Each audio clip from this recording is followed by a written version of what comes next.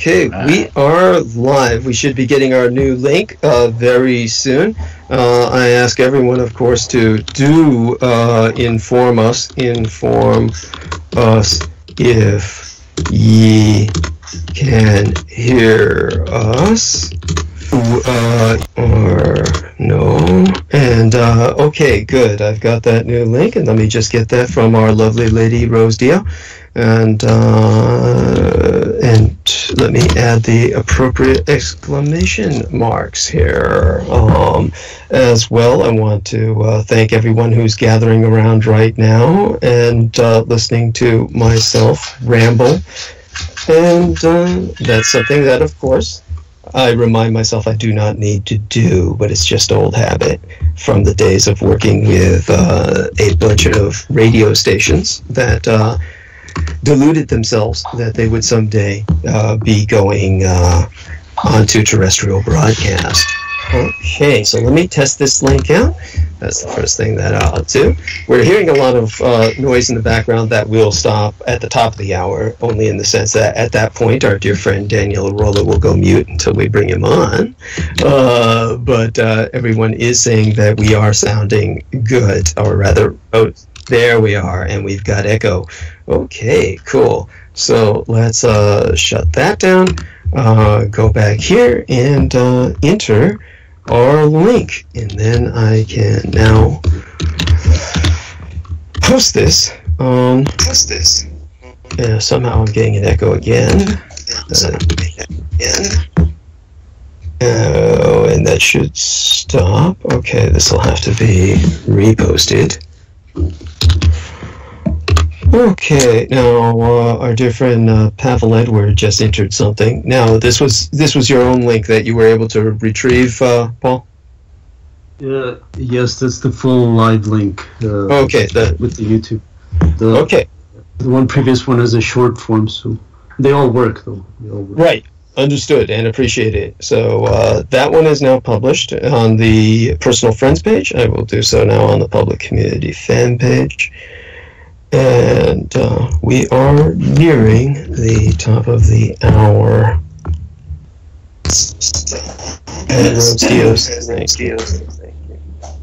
There we are. That takes care of that. Now I just take the link and place it into our promotional banner. So that replaces the conventional link on the promotional banner. A reminder to everyone that we ask people to subscribe to the Dietrich channel merely so that you can hear myself live.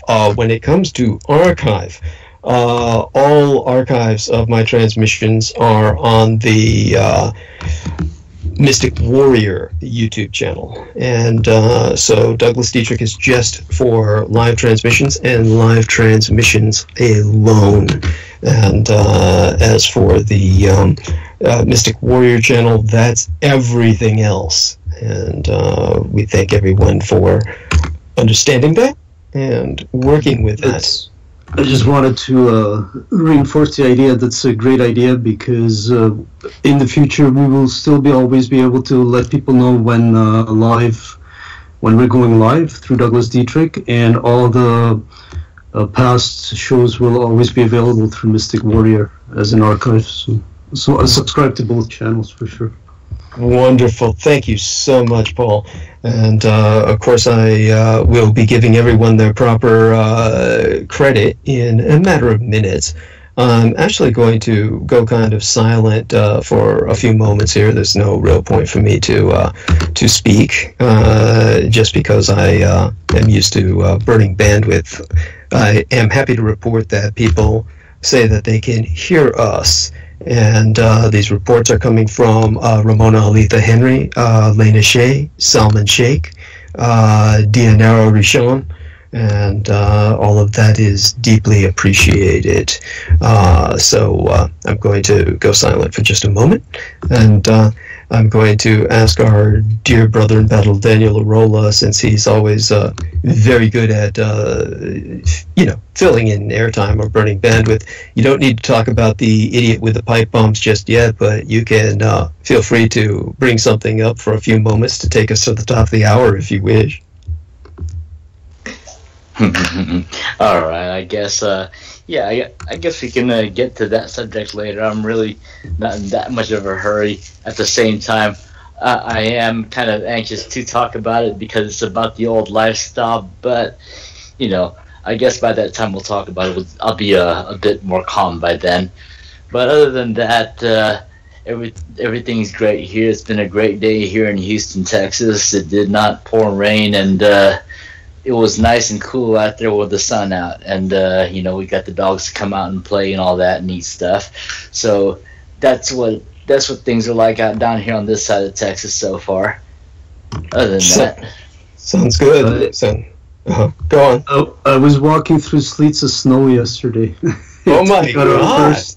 We got our first, like it's slush snow, slushy, wet snow, but that's what it was on cars, roads, everywhere. Late last night into the evening. That's how are you guys doing today? Is it improved or? No, it was actually a relatively nice day. Some blue skies and things like that, kind of windy. Yeah, otherwise it's good. It was really windy because of the hurricane. I guess it came through some of the residual winds. Right. They made their way through, and so it was pretty windy a couple of days ago. Oh my goodness. Well, I'm definitely glad that you were able to share that, and I'm feeling so much better now for living in San Francisco than up there in uninhabitable Canada. Well, true. Yeah, true pioneer living. I don't know how you manage it, but that's. I'm taking photographs so that I'll give people an idea where, what Toronto is like. God! Down here in Texas, we're never prepared enough for the winter. I mean, even by the numbers, when it doesn't look like it's that cold, it's that cold to us. Mm-hmm. Yeah, I can imagine. Yeah, the people down south are never used to the cold, and so it hits them hard. I'm sorry, was somebody going to say something? Oh no, it's cool. Okay.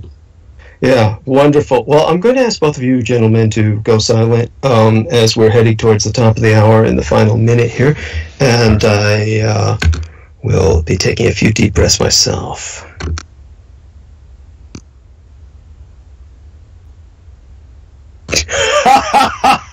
I'm sorry, I just read Paul Edwards' message to Daniel.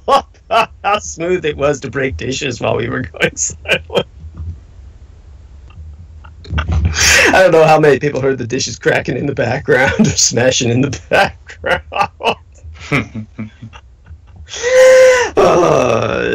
Though again, I ask all everyone who's with me to go mute for the moment, at least, and I will be bringing you on in a matter of minutes. In the meantime, I ask everyone to go mute. Let's have a few moments silence here while we prepare to enter transition in this 5th hour Postmeridiem, Pacific Daylight Time, and we'll be with you in just one moment.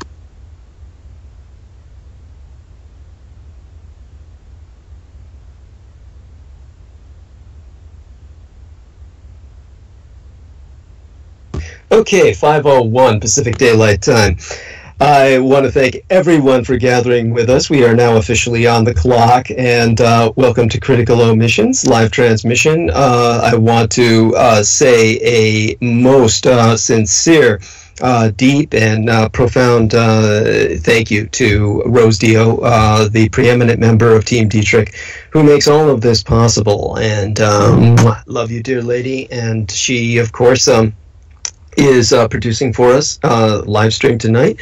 I want to thank both of my brothers in battle, the Minutemen who appear here when called to arms within a matter of moments. The Mr. Daniel Arola of Damage Inc., Damage Incorporated, which is an acronym, of course, for Daniel Arola Martial Arts Group, I believe. I will ask him, of course, to clarify that when we bring him on. And of course, it does sound like a anagram for MAGA, or Make America Great Again, but that was entirely unintentional. And he is, of course, a combatant of the Kali style of martial arts from the Philippines. I want to thank, of course, our dear brother in battle, Pavel Edward, also known as Paul Edward. And both of these gentlemen share my promotional banners on Twitter and other forums. Both of them are here when called upon. Just wonderful to have such knights in shining armor on my side, as well as the fair lady Rose Dio, and of course our Grandma Dame, the mistress of the chat room, who serves as our monitor and the closest thing we have to a chat room, my personal friends page on Facebook, the Grand Madam Ramona Halitha Henry, who's fiscal aid to myself. She provides monthly, arrived during the weekend that I was involved with my social commitments, which was, of course, very heavy partying.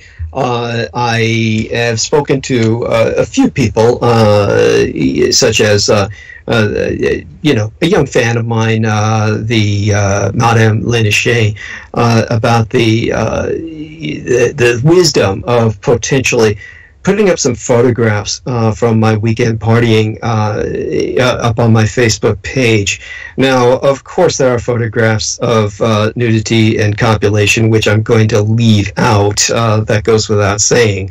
These aren't actually intentionally taken by myself. They're usually taken by people around me in the kind of environments that I party in.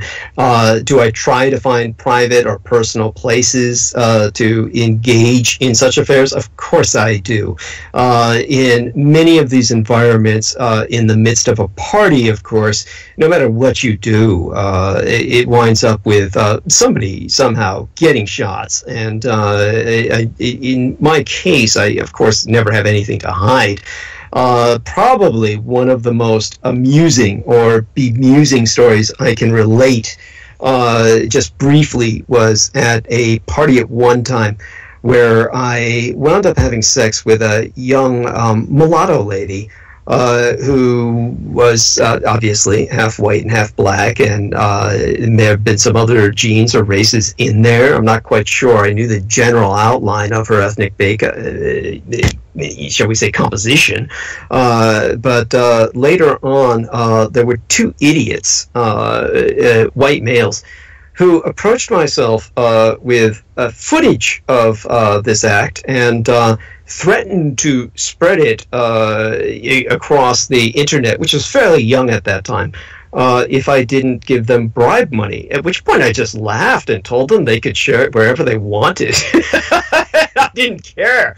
And I had no idea why they thought that this would somehow be something that I would not want shared. Obviously, my only concern was for the young lady's well-being or her own reputation, but I wasn't that concerned because she was a professional adult entertainer. In other words, she was a stripper, and she was presumably open to escort services. It paid enough. So it wasn't something that would have destroyed her future.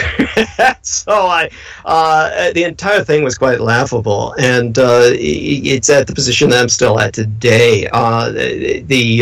But what I will show would obviously be something that would be far more tasteful, and I'll probably outline that a bit towards the end of the transmission about what I intend to put up on my Facebook timelines in the very near future. Certainly, if not tonight, then tomorrow or the next day. Obviously, days after transmission, I usually spend the majority of the day sleeping, wake up late, and take care of a bunch of other stuff. But to get back to our shout-outs, Ramona Halitha Henry has provided some succor to myself, and that is deeply appreciated, as has the Grand Mistress, my preeminent premier benefactress, Fabia Floriani, who has been doing so forever. I presume she's found myself on YouTube. I still need to call her to make certain that she knows everything about my transmissions and that she doesn't assume that they have stopped. And of course, our dear friend Ben Estenius has been trying to get in contact with myself as well. And I will be calling that sponsor up soon, and hopefully actually be having him on bandwidth with me as a guest for at least an hour or so, perhaps with this lady friend again that I had with me on American Freedom Radio that one period of time, and have them here instead. And we'll be doing that sometime in the near future, as with, hopefully, Judith Ager, concerning a subject I'm going to be bringing up in a very short period of time. Now that I've given kisses to Ramona Halitha Henry and kisses to the lovely lady Fabia Floriani, I want to say hugs to Stephen Myers. Stephen Myers is a Facebook friend of mine who's also provided some financial succor in the past, and I'm going to quote him now in a lovely paragraph that he wrote me, is a comment entry, and this is what Stephen Myers had to say. He quotes the book entitled Now the Hell Will Start, which I recommend heartily to everyone who wants to know anything about the genuine position of the majority of African Americans in World War II on the fields of battle. Propaganda films are made like Red Tails, which are fine. They serve a purpose. They are not the majority experience of the African American in World War II. The book Now the Hell Will Start outlines that specifically and poignantly, predominantly through the case of a single man, Herman Perry, a distant relation to a black slave who actually served Admiral, or rather Commodore Perry, the man who forcibly kicked open the gates to Japan, forced them to open trade with the United States at threat of invasion, which ultimately led later to World War II. Basically, to quote Stephen Myers here, from the book, Now the Hell Will Start, History of World War II, that I was inspired to read from hearing DD on Black Soldiers in the War, Herman Perry, a snippet on Colonel Davis Fagan, a veteran of the Spanish-American War, on page 285. Fagan, who fought alongside Teddy Roosevelt's Rough Riders at the Battle of San Juan Hill, felt gravely wronged by his commanders in the Philippines. He complained about being assigned to menial jobs despite his extensive combat experience, and he was disturbed by the frequency of American atrocities. During one campaign, a general instructed his soldiers to kill everyone over the age of 10. Such brutality, Fagan believed, was enabled by the racism of his white commanders, who disparaged the Filipinos as niggers, black devils, or goo-goos. In letters home, American soldiers oft described their mission as the extermination of all so-called goo-goos of any age and sex. One declared that shooting Filipinos beats rabbit hunting all to pieces. Then he turns his last entry, his last sentence in the entry, a different paragraph.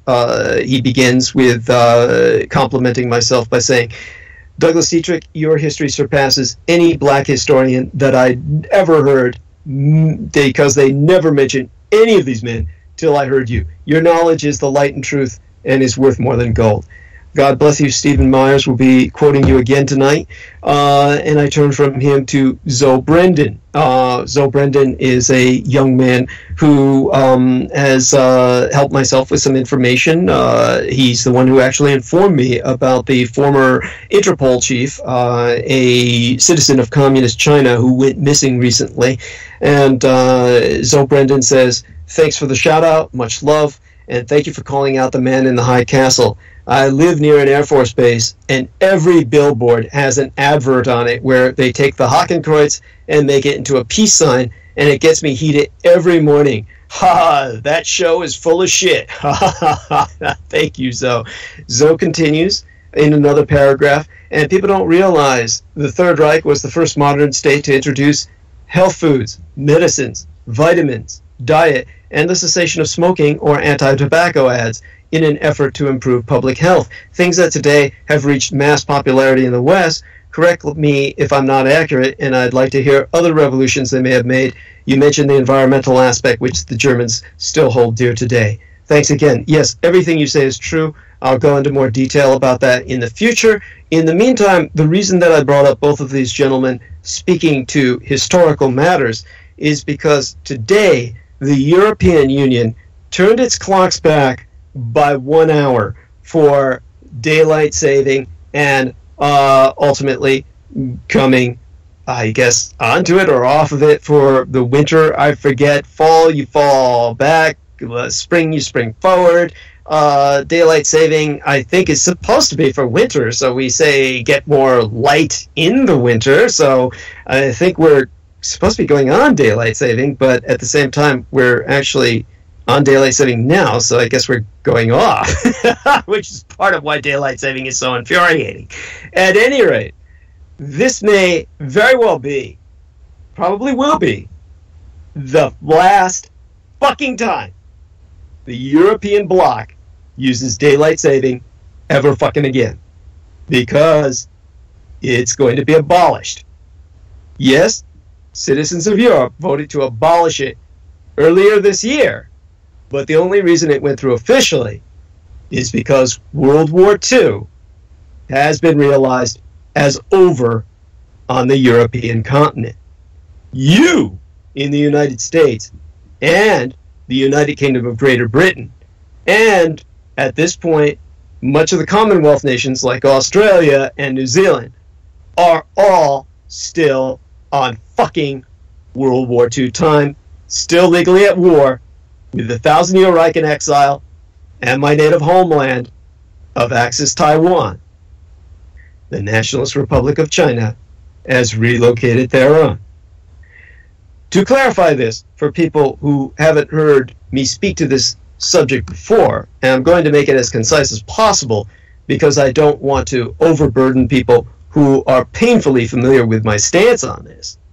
And I thank Jackie McCandless, who also says that she can hear us. I want people to know that one of the many pieces of evidence that I use to Americans who are unaware that they are still on World War II time, aside from so many things that should be obvious to you, the fact that the United States has never been able to legally declare war ever again, not only because part of the victory condition with Japan when it won World War II, and World War II ended with the Japanese Empire in 1952. At that period of time, the Japanese had won the fucking war.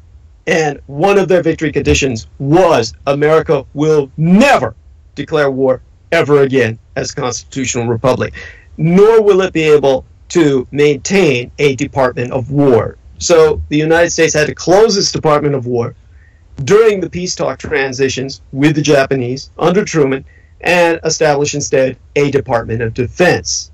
Therefore, every war they engage in is illegal and has to be declared an armed conflict, an undeclared counterinsurgency, or a prosecution of armed hostilities, sans declaration of war, because the United States can never declare war again.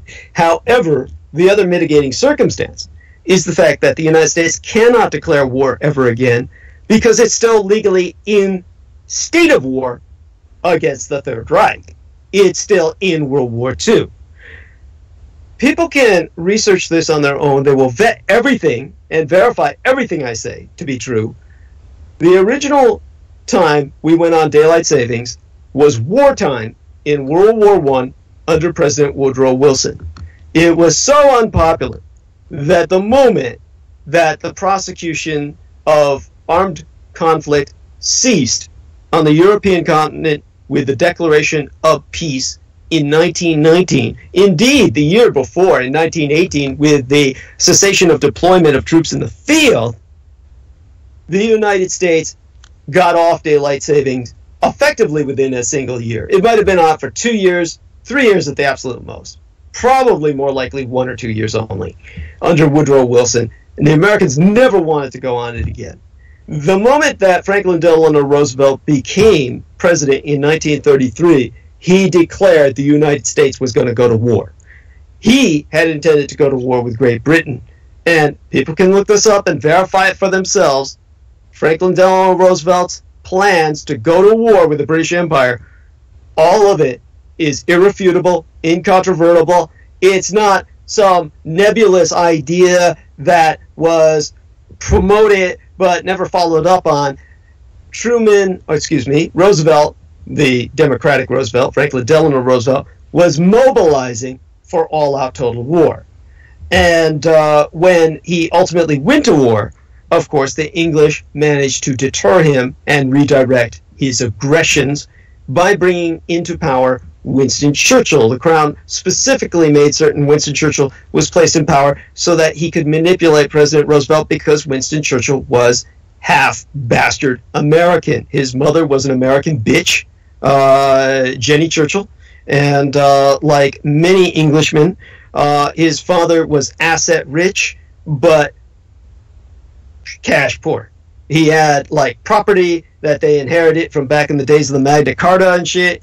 All of it was effectively worthless in the modern age unless he sold it. If he did that, then of course he'd be a pauper with fucking nothing. So the only way out of it is to marry some rich American bitch and get some liquid ass, cash flow into the bloodline.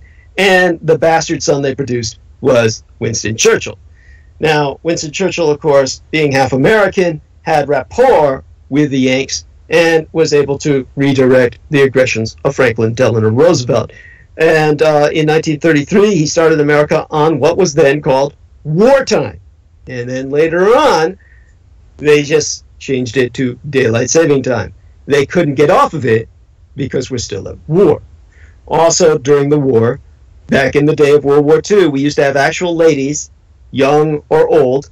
We used to have actual ladies who used to jack your phone lines in. You'd make a call. A woman would actually physically take a jack and jack it into a socket so that your call could go through. To prevent these young ladies from being overwhelmed or overworked, they started a telephone wartime tax. Your telephone bills today, no matter what phone you're using, landline or cell phone, take a look at your phone bill and you will see a federal phone tax on your phone calls so that your systems throughout the nation are not overwhelmed or overtaxed by too much use in wartime. That is a wartime tax that is still on today because we are still at war with the Third Reich. Well, that war was over in the collapse of the Soviet Union for the Russians because it was the Soviets who had declared war against the Third Reich, not the Russian people. So when the Soviet Union collapsed, Russia went off daylight saving time because they said the Third Reich is won. The Soviet Union is collapsed. And because of that, daylight saving ended in the former Soviet Union, and the Russians today no longer have it, even though they're in the northernmost latitudes of the planet, far above Sweden and all Scandinavia in terms of their landmass being so close to the Arctic Circle. The only thing closer to the North Pole is Greenland. So Russia needs daylight saving or conservation of light, you would think, more than anyone. And they said, fuck it, the war is over. We're not doing this shit anymore. We're not putting up with this shit. Now, of course, Asia only experimented with it when they were acclimating to the West's economy and needed the Americans to reconstruct Japan. And so the Japanese, under Douglas MacArthur, went on to daylight saving.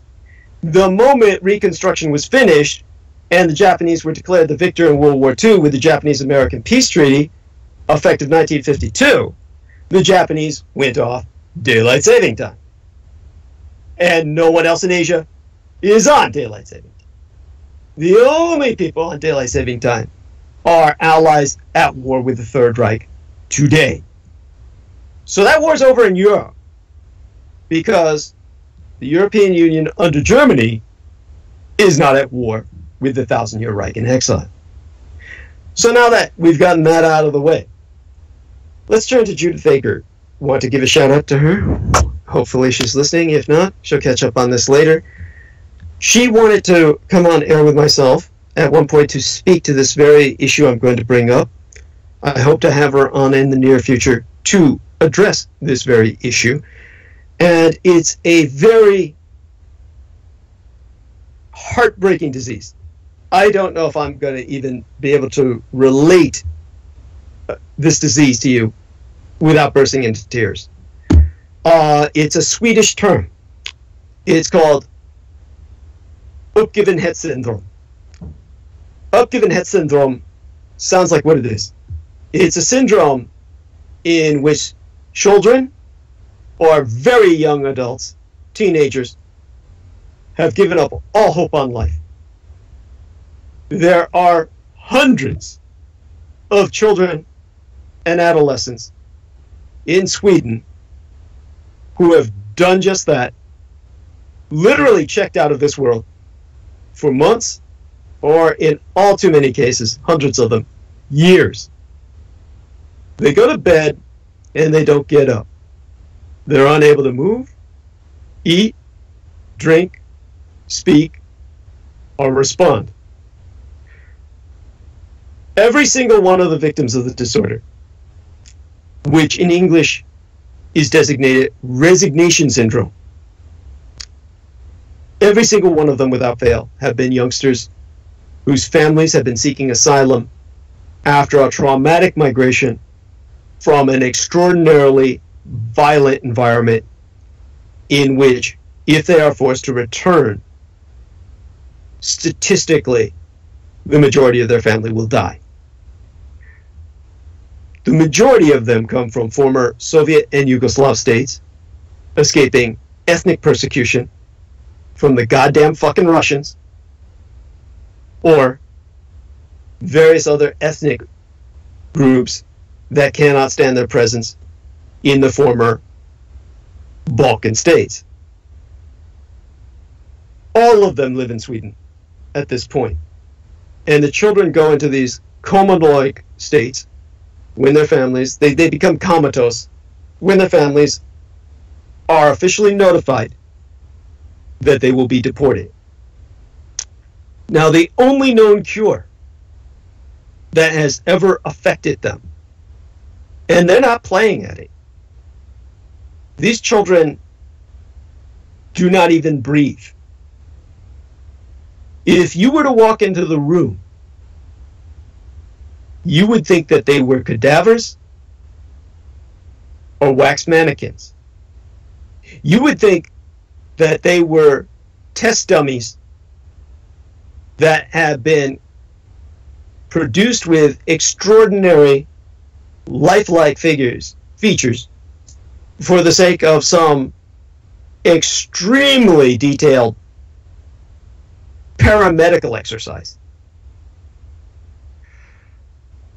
But what ultimately can bring them out of this state is when their families receive residency permits allowing them to remain in Sweden.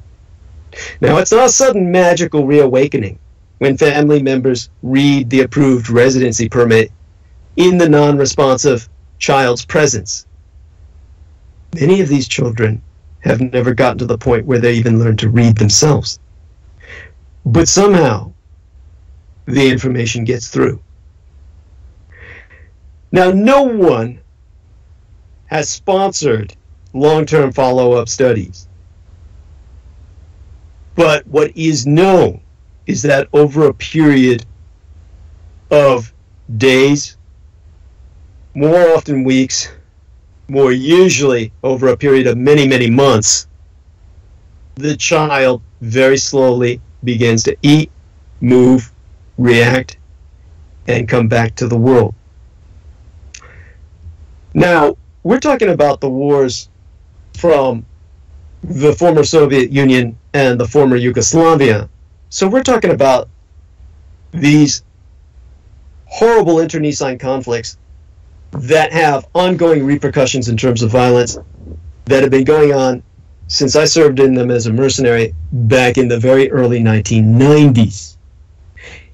We're approaching 2020, so we're talking like 20, 30 years later. So this comatose state has been extant as a phenomena in Sweden for years now, decades. When I presented the phenomena to Judith ÉIre as our correspondent in the past, she said she ultimately wanted to come on air with myself, burn bandwidth about this subject, because she had a very prescient vision. Now, I don't question her prescience, because just the other night, after my transmission on Wednesday night, the same day that the pipe bombs were being delivered everywhere to hell and gone, I got a phone call on my landline. Now, my ringer's off on my landline. Don't ever bother to call. My phone number's out there everywhere. It's written on every fucking bathroom wall.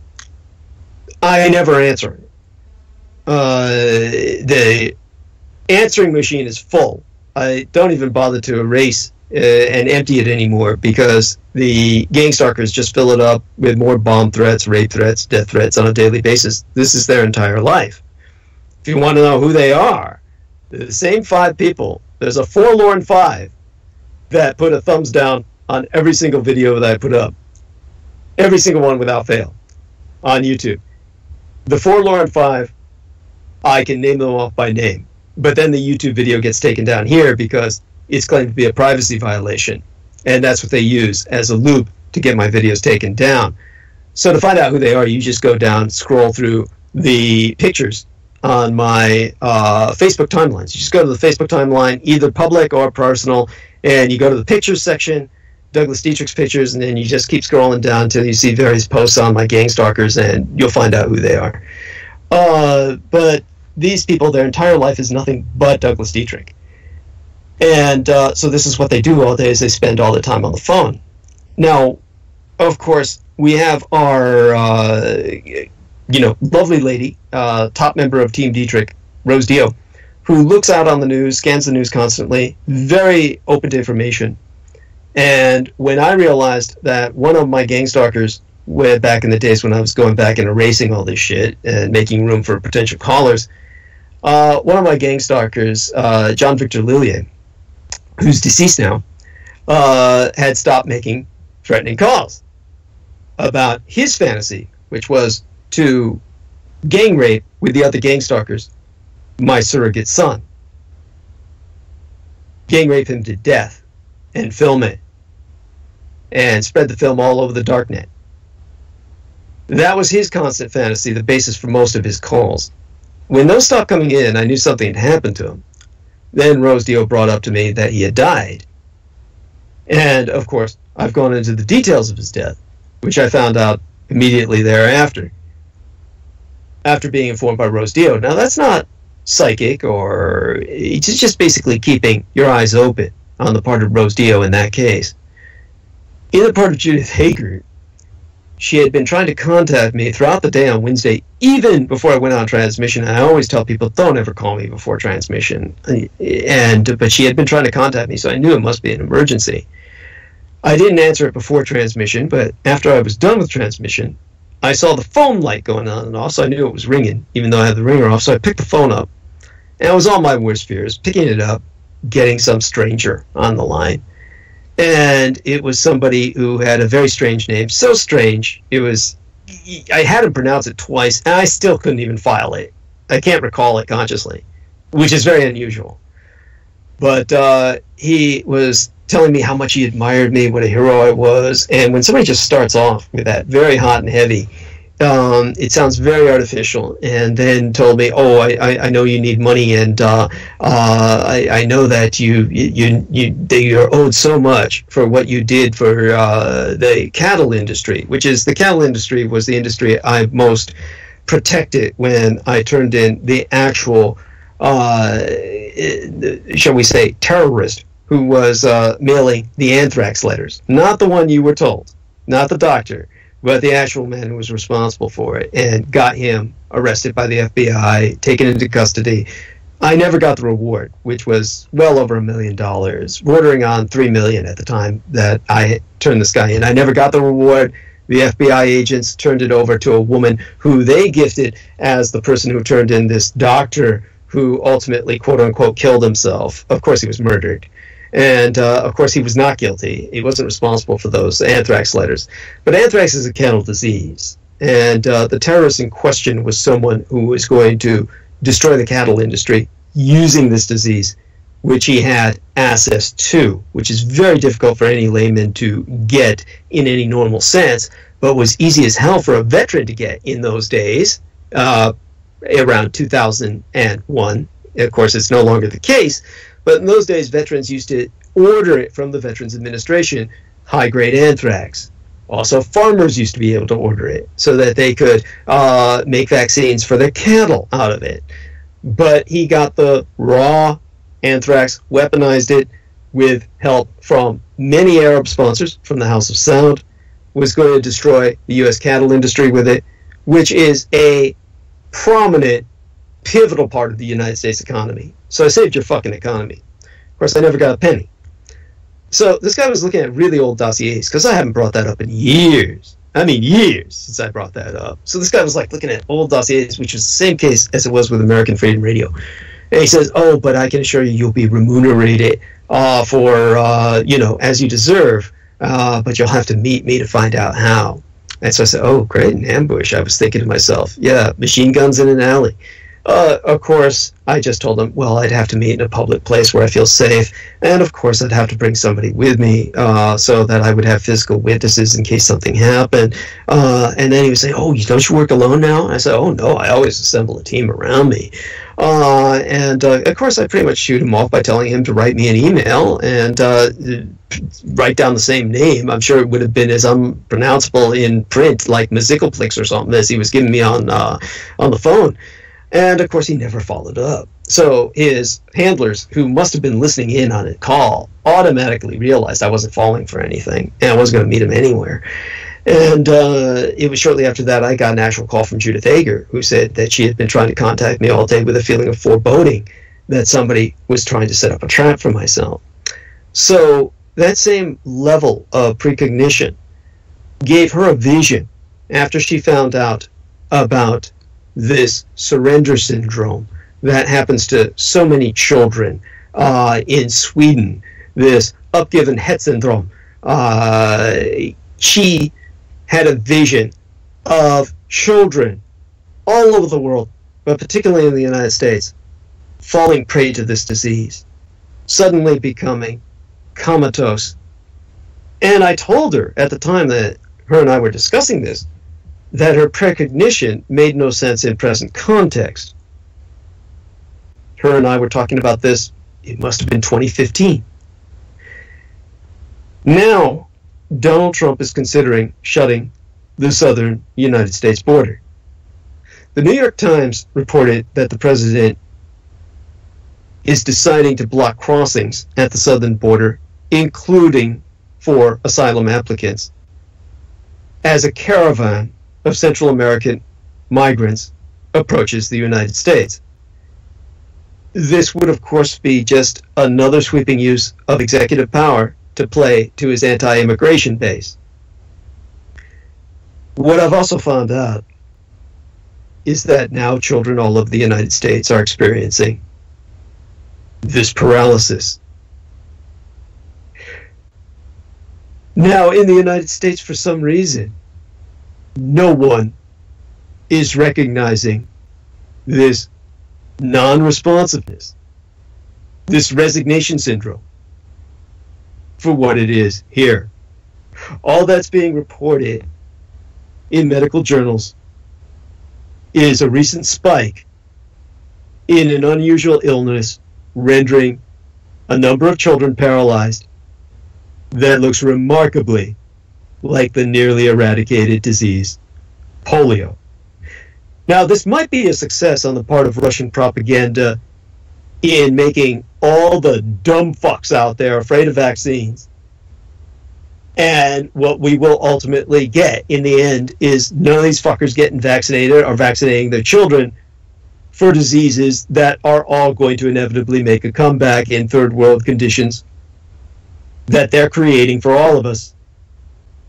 Polio, rubella, smallpox. But the details don't seem to be that in this case. This rare but severe condition doesn't appear to be a one-off. That much I know. Doctors are expressing fear that this is apparently likely to become the new biennial normal. Now, all of that will take some investigation. I'm going to ask Judith to look into it. And we're going to try to see if there's connections between this and children whose families are being threatened with deportation back to a Central America where murder is the norm because of the Americans selling thousands and thousands of firearms on a monthly basis all over Latin America. That creates a condition of nonstop gunfire everywhere south of the border.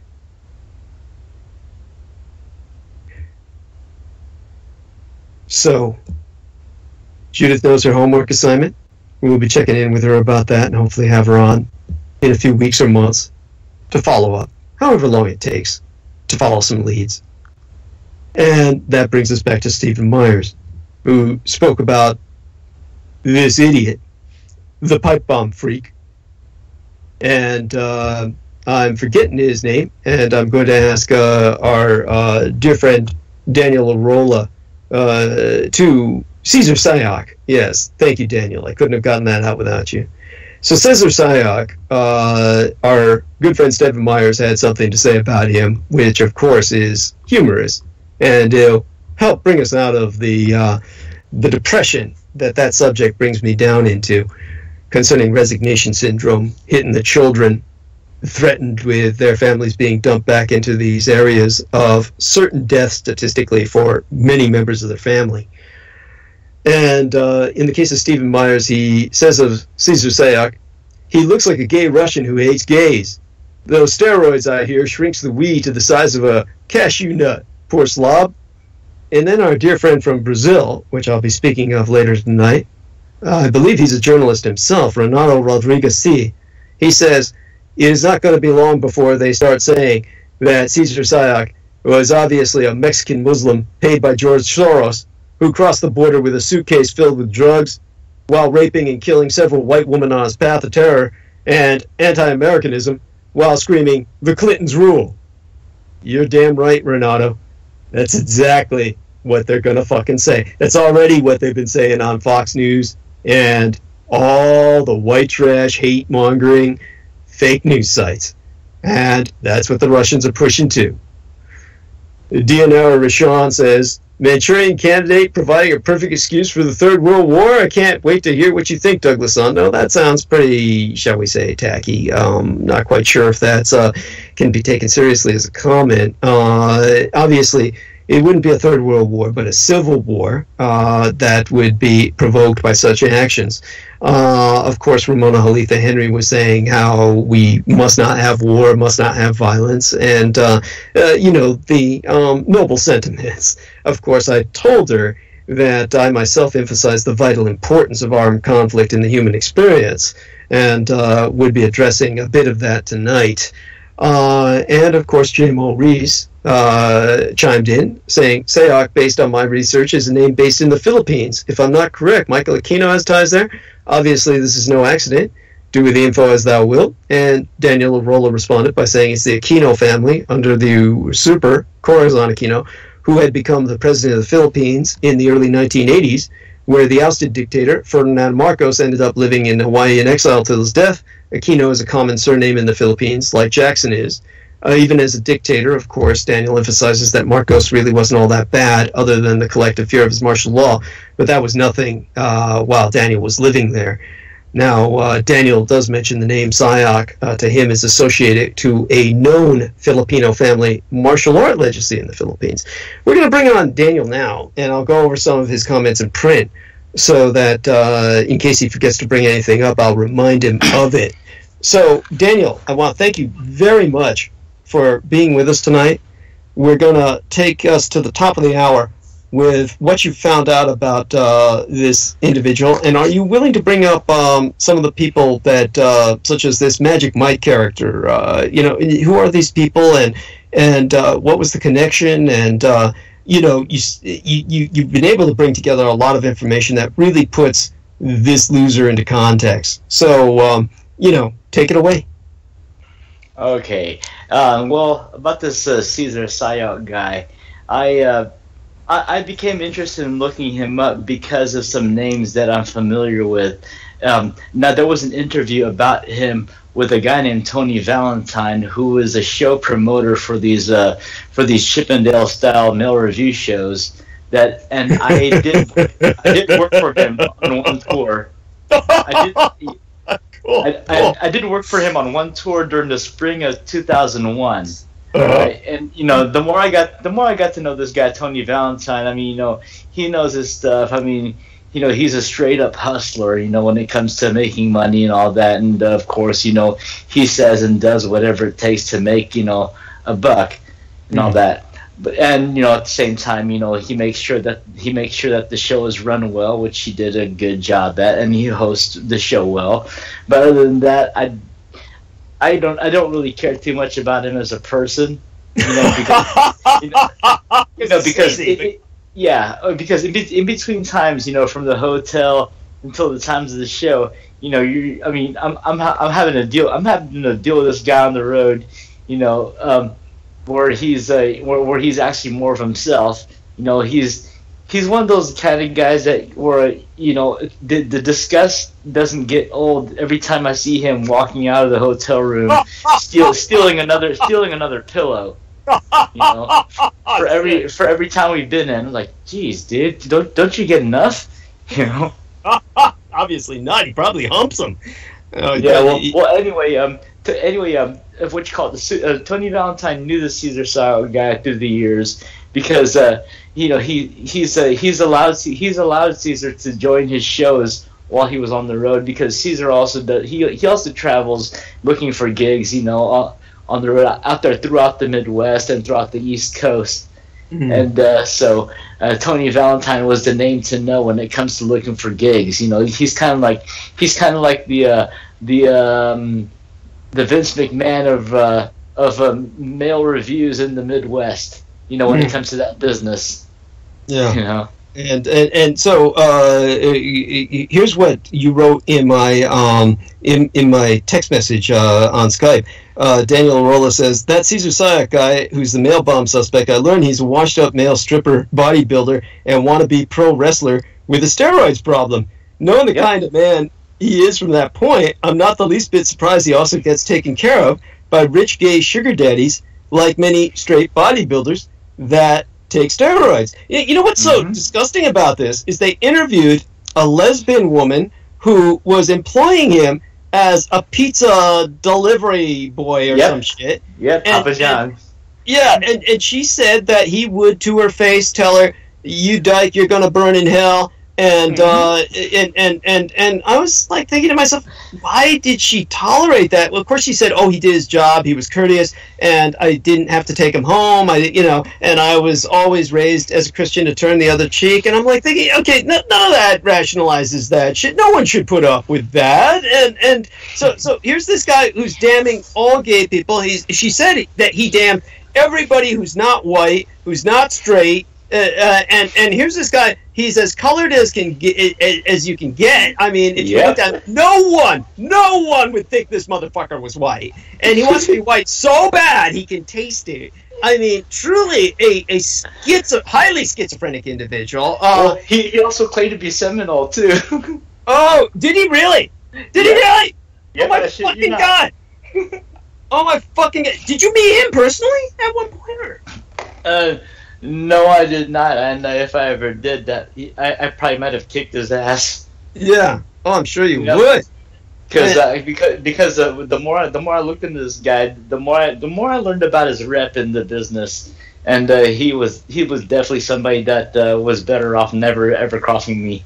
Yeah, which he probably would have, because it's so fucking stupid, and he says such stupid things. Here's a paragraph from Daniel Arola. And Daniel Arola can oftentimes be much more expressive in writing than he is verbally, so I'm just going to take us there.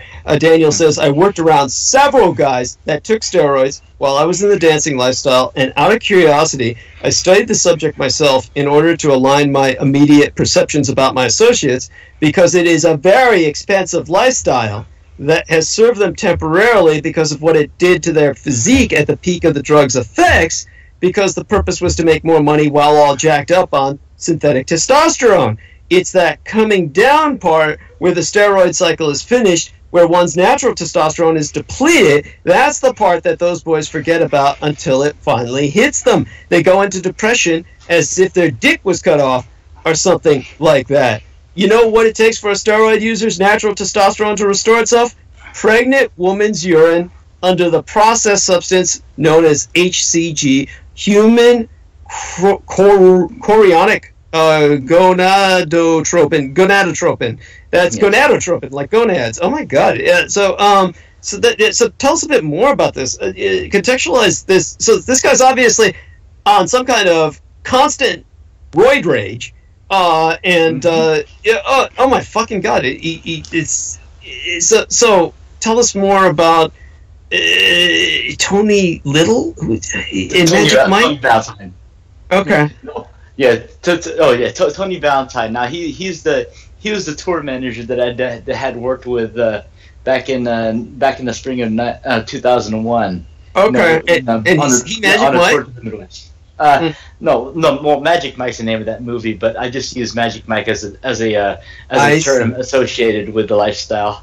I see. Okay, so thank you for clarifying that. So, so when you mention this, you say it's a sign of one who's truly fallen from the days when that alpha male glory was a thing that doesn't get talked about in connection to woman via the lifestyle, to the incel, involuntary celibate replication factory under Russia's America. So he's essentially. Is your impression that this guy was actually turning tricks, that he might have been basically a queer whore? Well, it's like this. I see him as a man who knows he's fallen, and that he's still riding on the coattails of the muscle and fitness industry. Because it's for the sake of maintaining the physique that he used to have.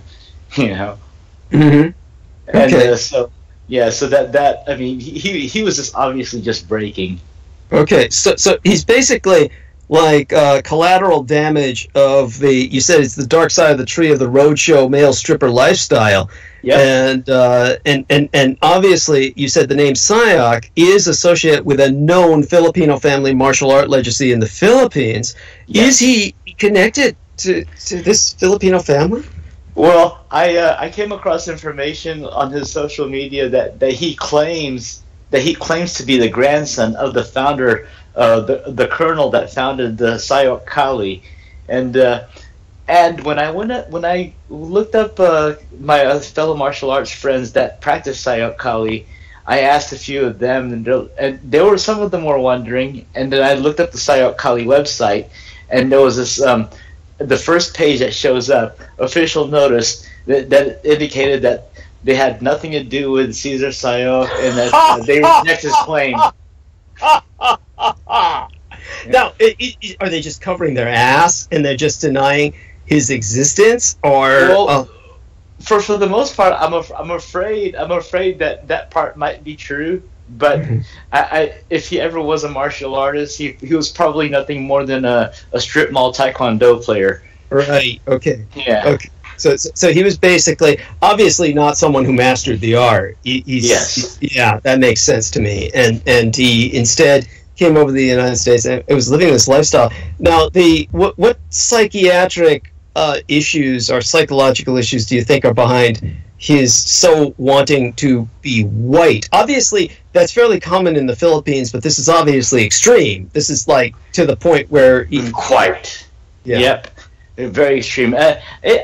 a lot of it had to do with the steroids, because see, when a man's all jacked up on testosterone, he feels like he's winning at something, and no matter how stupid he looks, on the outside, he still believes that he's winning at something, Oh my God! So that's part of the drug.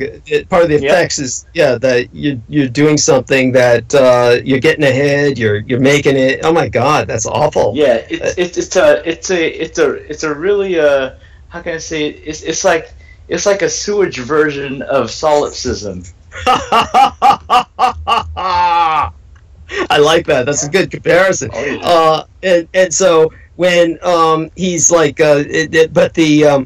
what do you think got him onto the mail bombs? Or do you think, now I'll get into this as the transmission continues. When we come back in the next hour, or maybe even before then, I'll start taking us on the road there. Do you think that someone may have delivered the pipe bombs for him and he's just the convenient fall guy? Because I'm wondering how they had to be hand delivered. He was a pizza delivery man. He could have looked up addresses and brought them there. But how did he get directly? I would think that the mailbox of Mr. George Soros would be behind a gate, and only the mailman would have the key to that gate. One of these pipe bombs was found in the mailbox of George Soros. The first one that was found on Monday of last week. How did he get that in there? This is why I think that he is the fall guy. And this is directly done originally by Donald Trump, before Donald Trump followed up with what I'll discuss, in transmission. But does that sound possible to you, that he's just too dumb to have gotten these to their destination, even as far as they got? Well, the intelligence that I can gather from him as an entertainer, as a former male stripper, is that since we're entertainers, we put up acts. So we get inventive and we create things. So now with him, when being a gym rat, I wouldn't put it past him to have the discipline to follow through it, actually studying and building things like that, because bodybuilders, they actually do read books, read up material, and how, when it comes to taking steroid cycles.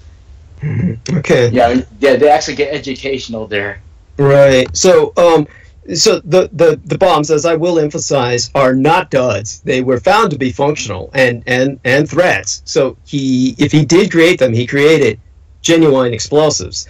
So that's important to note. Don't anyone think otherwise. So these were not hoax bombs. And the guy's going to hopefully be doing serious time. But I believe he was guided in this direction. Obviously, that goes without saying, by the entire Republican phenomena. But go on. I was kind of wondering if it was a recipe that he picked up from the anarchist cookbook or something. Well, that's a thought. I mean, believe me, the thought is there, but then one wonders if something like that would work at all. I mean, bear in mind, the anarchist cookbook, which is very famous, is also infamous because it's not just a manual for production of improvised explosive devices. It's also a manual for manufacture of narcotics or drugs. And, the two, as anyone with common sense would imagine, they do not go together, okay? I mean, making dangerous explosives is already risky enough without being under the influence of various narcotics. My father found that book somewhere, somehow. I forgot. I'd never asked him how he found it, but he gave it to me as a gag gift. So apparently he didn't see what the contents was. He just saw the title of the book and he thought it was funny and just gave it to me. Right. Yeah. Right. So I thought it was cute. Yeah. No, that is funny. Yeah. Wasn't the title Anarchist Cookbook was another title? Or was that a sequel? Yeah. That sounds about right. And we're a few minutes to the top of the hour. Is there anything else you want to bring up to take us to the top of the hour before I, dive into all of this in terms of in-depth analysis? No, I'm cool right now. Okay, so I'll get started then, and I want to thank you very much for your input. And believe me, let me take another quick look at some of what you wrote and see if there's anything else that I'm reminded of. But definitely, I like what you said about the gay sugar daddies, because this man was so homophobic. That's the first place the mind goes to, is that he's probably a born cocksucker, and he's probably taken it out the ass so many times that he doesn't even make a sound anymore when he passes gas. So somebody like this goes around condemning gay people to hell and everything. It really goes to show you this is why Republican conventions are loaded with gay male prostitutes. The woman can't get a penny. No one's going after them. Everybody's going after the boys. The Republicans prefer boy butt. They prefer boy meat. This guy is an example of a product of that meat market. Would you not agree? Oh yeah, I agree very much. And one of my college students, he's a bouncer at a gay bar downtown, and he tells me too. He goes, a lot of those people are Republicans. There you go. And so tell us about Damage Inc., what the acronym stands for, and about the Kali combatant martial arts style. All right. The name Damage Inc. is an acronym for Daniel Arola Martial Arts Group Incorporated. It's something I came up with right on the spot as I was making my logo when I first moved to North Carolina back in 2005. Where I stayed there for a couple of years before I moved back to Houston. But North Carolina was where I developed all the terms and the name for my system, for my club. Mm-hmm. Great. Yep. And the Kali style specifically, some more about that? Okay, the Kali style. Okay, now that is a style that's from the Philippines. I chose the name Kali, which is the name that's adapted by Guru Dan Inosanto.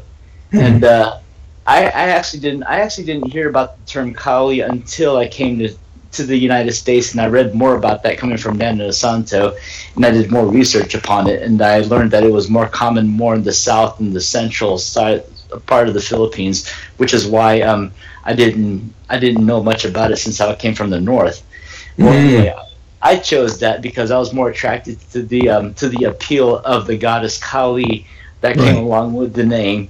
And I just somehow found a way to, I guess, morph the two together. Well, it works very well. Yeah, and it's not in any way, shape, or form a misspelling of the term either. Basically, of course, Kali is the Asian Indian goddess of destruction and the cycles of creation and destruction. And so it's a very apropos name. As a matter of fact, there was once a very popular best-selling series of novels, I think titled The Destroyer was the title of the franchise. It was like the Executioner novels, which people may or may not remember, but that was all the inspiration for The Punisher, which of course Marvel ripped off from these paperback or pulp concepts and turned into a multi-million-dollar franchise, except whenever they did. Are those the Mac Bolan books you're talking about? Yes! Yep. The Executioner books were the Mac Bolan books. He was the original Punisher by the title of Executioner, but there was another hero who took it further and was more superhuman, who was known as the Destroyer. And so they made a few films of him too, at least one. I think there was a sequel. Actually, a short-lived series. There is at least maybe a opening or pilot episode of the series that should be available on YouTube for the Destroyer. And so he had a Korean martial arts instructor who believed he was the reincarnation or the avatar in human form of the Hindu goddess of destruction, Kali. And so, or Shiva, one or the other. Yeah, and so I think it was, but you'd have to take a look at the series of novels or read up on them to get you get the general direction of the narrative. But so your martial arts style fits in well with that. Well, it's top of the hour. We're going to take a very short break. I'll be back, and so everybody stay here, and I'll come back, of course, with guns blazing. So to use a metaphor, stay there. Except for you, Danny. You can go mute.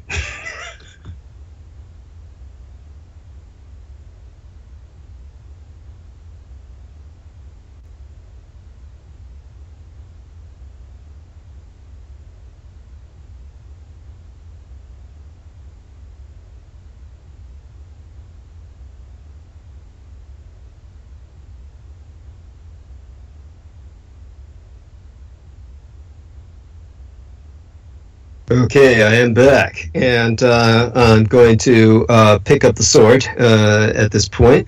We want to thank our dear brother in battle, Daniel Arola, for providing that context for this son of a bitch. Our other brother in battle, Paul, says that everything is heard clearly. Fabulous. I'm getting a thumbs up from Rose Dio. Everyone else is welcome to, of course, enter their commentary in the personal friends page of Douglas Dietrich. And I definitely want to thank everyone who participates. And I want to bring up the fact that the lovely adult film actress, Mariah Mills, shout out to her, baby, who I got acquainted with through, of course, the pornography industry, was kind enough to provide a link on my public community fan page to an article entitled, "How Much Responsibility Does Trump Hold for the Synagogue Shooting in Pittsburgh?" It is a Washington Post article. I recommend it for everyone. Their subtitle is "Political Rhetoric Matters, and Trump has had some unfortunate things to say about Jews." And so all of that will help put this in context. But let's try and put this into context right now. On Sunday, December 10th of 2017, what had happened, now this was, of course, sometime after December 5th, when we had the Comet Pizza shooting, and the Comet Pizza shooting was all very much a part of this entire pattern of Trump-triggered mass murderers or would-be mass murderers. Now, all of this happened 1 year after another. The Comet Pizza abortive massacre took place in 2016, the year Trump was running for office. 2017, of course, was when he became president with the help of Russian hacking. Now, on just almost a year to the fucking day after the attempted shootout at the Comet Pizza Ping Pong restaurant, what we had on December 10th of yesteryear, 2017, was well over a dozen women who came forward with allegations of sexual misconduct against Trump while he was still running for president before he was sworn into office. Now, Trump denied the reports. The White House said its official position is that the women are lying. And so what happened on Sunday, the 10th of December yesteryear, 2017, was that the woman who publicly accused Trump of sexual harassment spoke out via press release. And they called on Congress to investigate the president for sexual misconduct at a 10:30 a.m. Eastern Time press conference that was to be held on Monday the next morning, organized by Brave New Films. So we had, at that time, Trump accusers uniting for the first time, sharing details of their allegations against Trump and demanding congressional investigation into allegations at a scheduled Monday morning press conference. The conference was being hosted, as I said, by Brave New Films. That's a film and campaigns organization that works for progressive causes and had already released a film about the allegations against Trump in November of yesteryear. And on Monday, December 11th, 2017, while Brave New Films gathered all the women together for this early morning press conference, the New York Port Authority attack took place. A terror attack at New York City's main bus terminal, a blast at the Port Authority terminal in Manhattan during the morning rush hour, took place as, of course, carried out by the suspect, Akiedulla, a 27-year-old Brooklynite. He was not a Muslim in any foreign sense of the term. Was promoted as a Bangladeshi. That was his descent. He basically was of Bangladeshi descent, but he was a Brooklynite. He was injured by what was described as a low-tech explosive device strapped to his own body. 3 other people suffered, perhaps died, when it blew up in an overpass, or I guess they call it an underpass in the city of New York. And a photo immediately circulated on social media showing a man said to be Akiedulla lying on the ground with his clothes ripped and lacerations on his upper body. And I do remember photographs that were labeled on conventional news, live, scene of explosion in Manhattan, New York. And, of course, you had all of the white trash come out on social media and claim this was like the second Muslim terror attack in less than a month in New York City, and therefore Trump was entirely validated. So it's not racist to protect your family when all New York City terror attacks have been by Muslim immigrants 100%. It's all a load of shit, by the way. The overwhelming majority of terrorist attacks are white trash. And so they're all saying to ignore this Muslim immigrant threat due to political correctness is naive and stupid. Now, New York police ultimately reported 29 people were injured. So we had about 30 people who were injured. They went on full alert. Obviously, this man was a Trump agent, obviously programmed, obviously ordered to do what he did, to interrupt, detract from, and ultimately abort the press conference of all the women speaking against Trump. No conspiracy. This happened on that very day, in the very place where the women were delivering a press conference. Now, on Tuesday, August 21st of this year, we had another dark day for Trump. The darkest day for the presidency since Watergate. There hadn't been a darker moment for the president, or for the presidency, since Richard Nixon resigned on the verge of impeachment in 1974. It was a sad day for America, and a shameful one for the Republican Party. If this was an episode of the House of Cards or West Wing, we would all yell the writers had jumped the shark. But it was real. So what had happened was on Tuesday, August 21st of this year, 3 men close to President Trump became convicted felons in simulcast. So that day, Michael Cohen, Donald Trump's longtime fixer, former personal lawyer, pleaded guilty to no less than 8 felony criminal counts.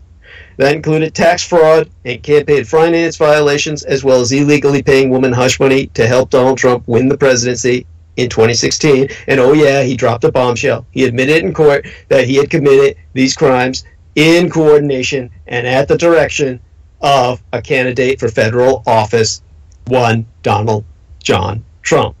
So most importantly, he confessed he did this at Trump's direction.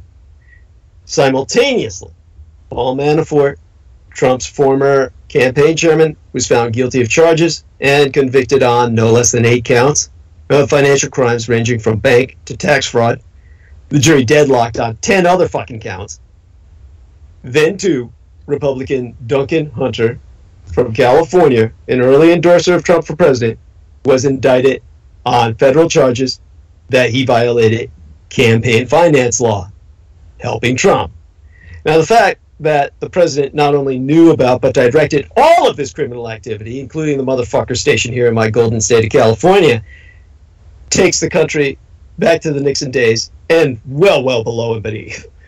Michael Cohen's guilty plea for campaign finance violations posed a serious problem for Donald Trump, not only because it implicated the president in a crime, but also because the Justice Department accepted Cohen's allegation that Trump directed his actions based on evidence that was beyond argument. The President of the United States, from that point, on Tuesday this year, in the month of August, the 21st, was formally implicated in criminal conspiracy. So the question at that point no longer was whether the president and those closest to him broke the law. The question at that point became far narrower, and America at that point faced a choice.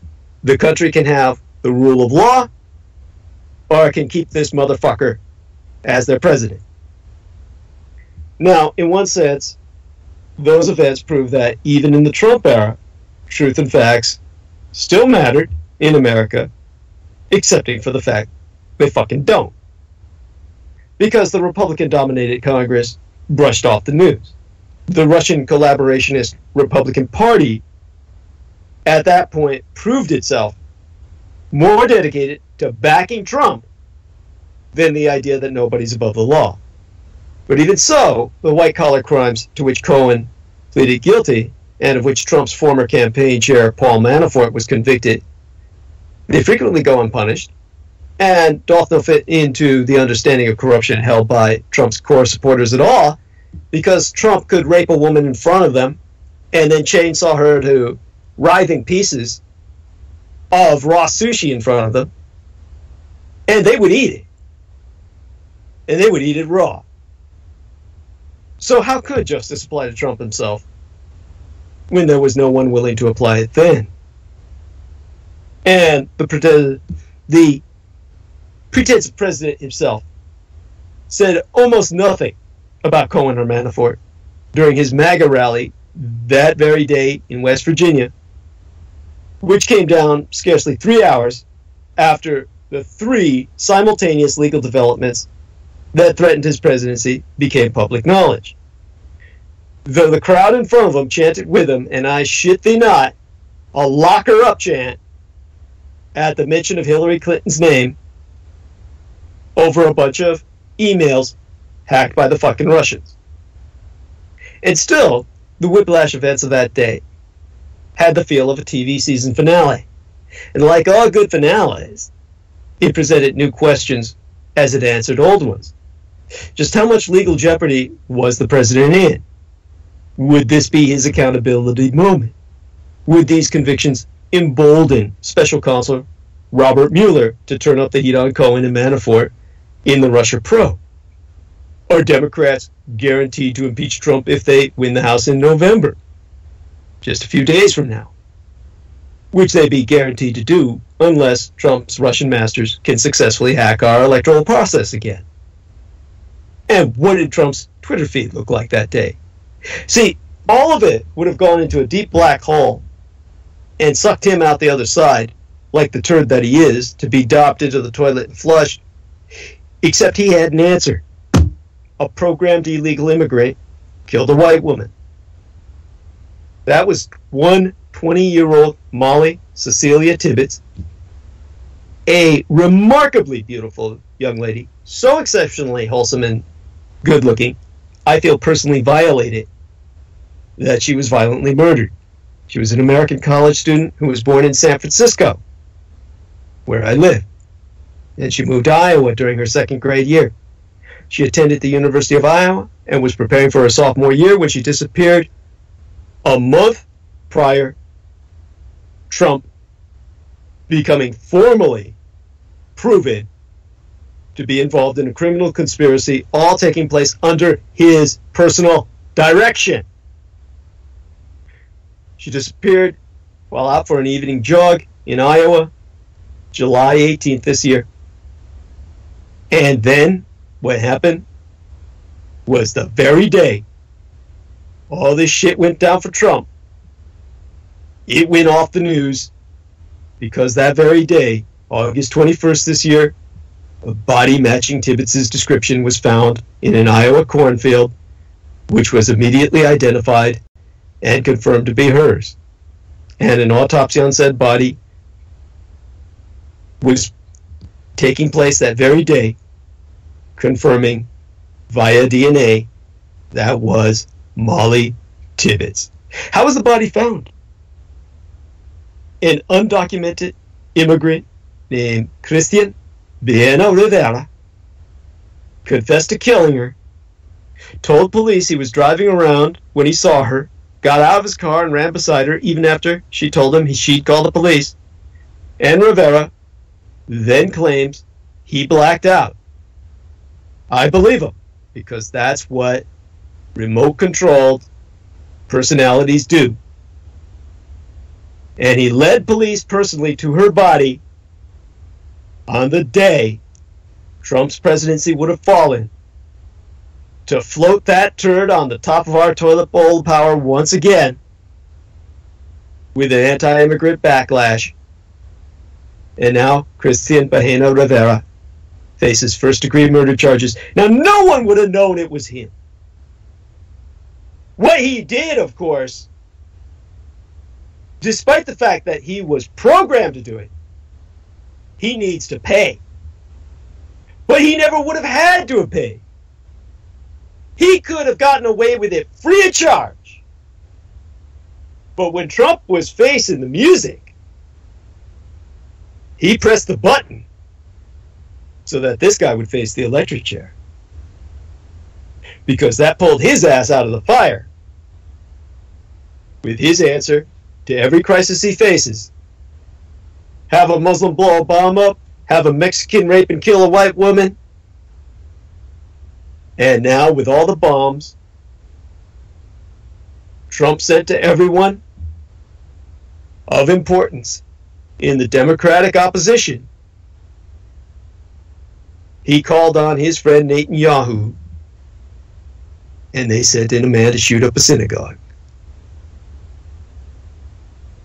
A confession on the same day Trump was fucking busted.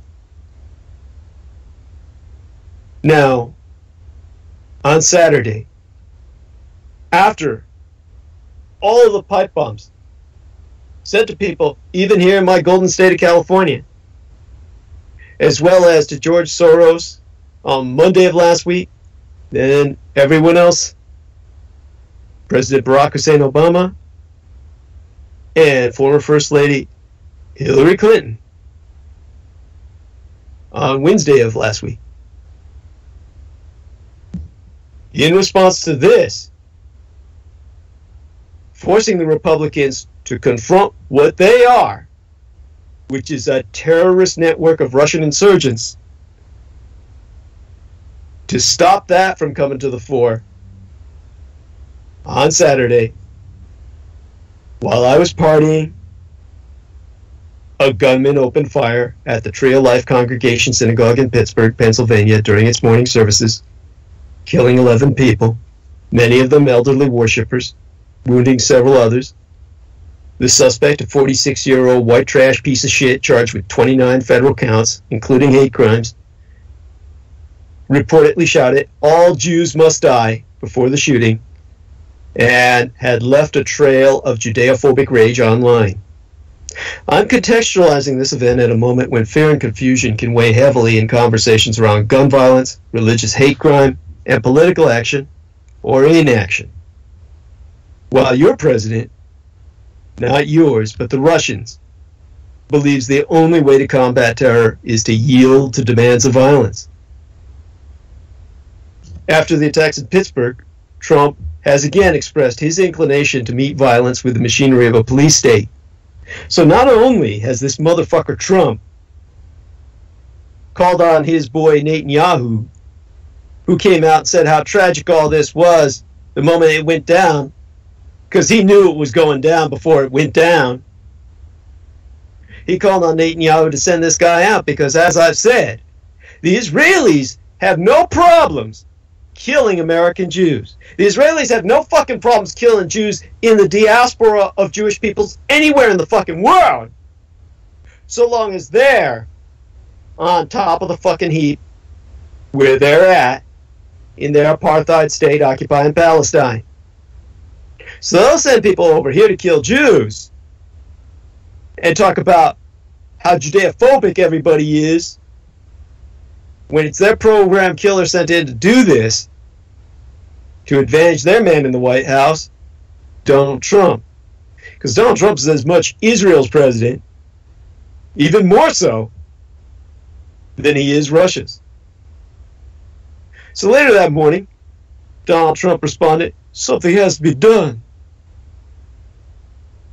And he denied that America's gun laws had anything to do with this act of gun violence, suggesting that the victims would have averted disaster by arming themselves. If they had protection inside, the results would have been far better. And with that, he expressed a position common in his responses to violence over the past 2 fucking years. That he's engendered all this violence. That the only way to combat terror is to yield to it. Trump continues to argue that his casual bigotry and xenophobia, his exhortations of extra-legal measures against political opponents, his delegitimization of the media are inconsequential to the violence. And instead, Trumpism demands that violence be solved by local militarization, increased security at schools, the arming of teachers, and now the adoption of guns in places intended quite literally to be sanctuaries from the scourges of the world. Taken all together, what Trumpism intends is the creation, the expansion of the machinery of a police state into your maternity wards, into your nurseries, into your fucking cribs. He wants to place a firearm because the Russians know all that many people will get killed, just like they do all over Latin America, where the Americans are pumping guns from the fucking sky onto the streets. So many that rivers of blood are forcing people to cross the Rio Grande to wash themselves of it up here, where they're threatened with deportation and their children are going into comas like they do in Sweden. Something that I had no sane reason to think would ever manifest in my reality. Violence has dominated the national conversation over this past week. Days before the Pittsburgh shooting, a gunman killed 2 black shoppers at a Kroger supermarket in Jeffersonstown, Kentucky, just after he'd been seen unsuccessfully attempting to enter a nearby black church. A pointed action. On Friday of yesterweek, federal law enforcement authorities arrested Cesar Sayoc while I was going out into the San Francisco night, spellbound by Halloween, to get my dose of blood and sex. Now, Cesar Sayoc, of course, is responsible for sending over a dozen explosive packages to CNN and Democratic Party leaders, and a van belonging to him was plastered with pro-Trump propaganda, and he's got a Twitter account confirmed belonging to him, brimming with conspiracy theories, explicit threats of violence, Judeophobia, racism. Now, while I was going out into the night to partake in my sexaholism and hematophagic needs, that night, in the very same speech in which Trump first addressed Sayoc's arrest, he also laughed along to a chant from supporters to lock up George Soros, the liberal billionaire, activist, and philanthropist, who's been one of Sayoc's personal targets. At a rally in Charlotte, North Carolina, later that evening, despite a vow that political violence must never ever be allowed in America, and I'll do everything in my power to stop it, the president also repeatedly claimed he was a nationalist, deriding globalists while attacking the media. And the very next day, the president suggested that armed guards should be stationed outside places of worship and that gun laws could never prevent a mass shooting. So in facing what is obviously a rising tide of violence triggered by himself, a tide that Trump himself elevated and encourages, the prescription of arms merely capitulates to the demands of that bloodshed. The purpose of political violence and terrorism is not to eliminate or even always to create body counts, but to disempower people, to spread the contagion of fear, to splinter communities into self-preserving bunkers, and to invalidate the very idea that a common destiny is even possible. Mandates to arm people accelerate this process. They inherently promote the idea that society cannot reduce the global level of harm, and they promote the authoritarian impulses of people seeking order. Historically, Judeophobia, xenophobia, and racism have been the 3 prongs of political violence that have destroyed democracies and brought along authoritarianism the quickest. Historically, police societies have been their companions, not their antagonists.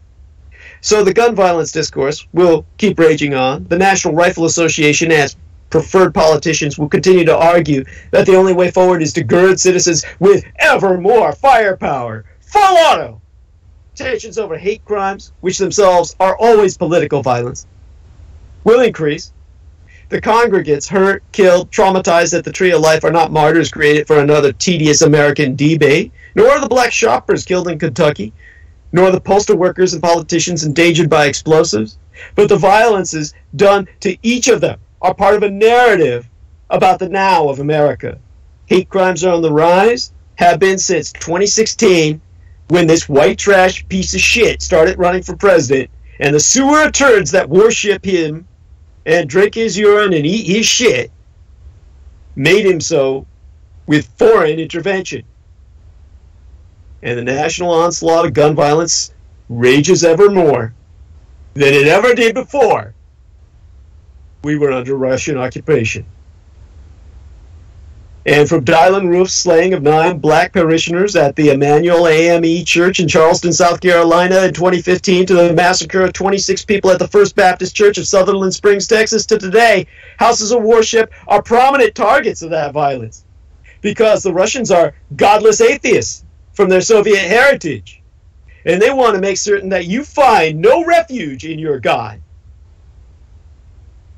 So today, there's more lives to be mourned. There's people who were extinguished in a place intended by law and custom to be inviolate, while they celebrated an elemental holy day of rest and kindness. There's families now saddled with the cruel burden of grief.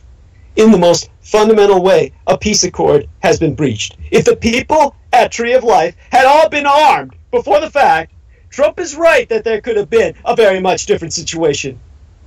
That accord of peace intrinsic to sanctuary would already have been broken. That violation would have damned the very idea of going to the holy place in the first. The unraveling would already have begun. And now the Russians aren't just here to kill you. They're here to kill your God. You can no longer find peace in his sanctuary. Effectively, your God's been assassinated.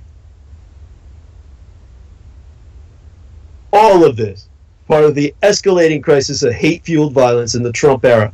Robert Bowers, the white trash piece of shit who opened fire at the Tree of Life Synagogue in Pittsburgh on the morning I was partying, killing at least 11 people, was never invasive about his intent.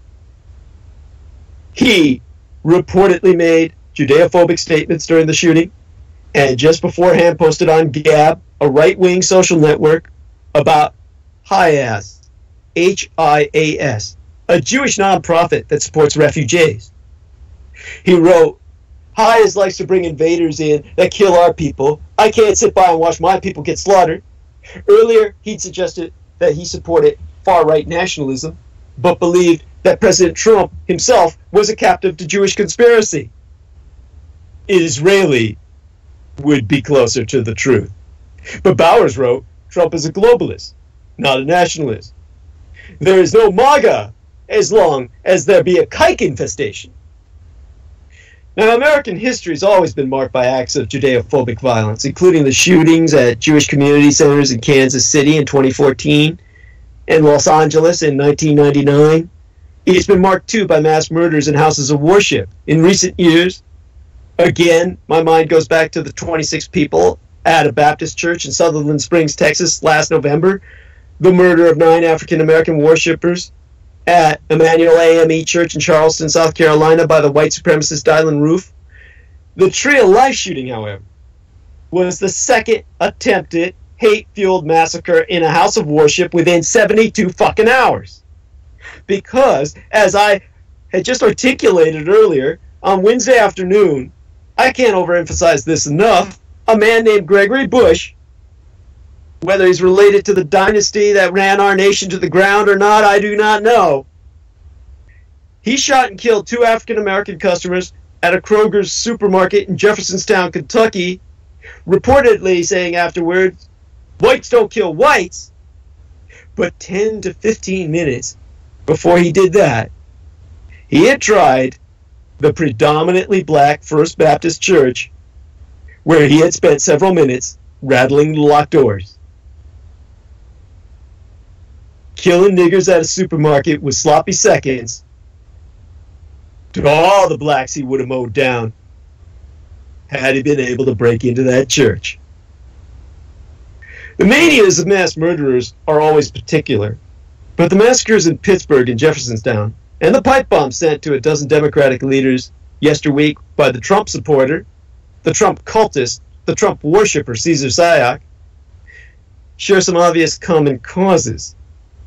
They are the toxic politics of the president himself and the racist nationalist fervor that's been inflamed by his rise and the success and the militancy of the Russian-sponsored gun lobby.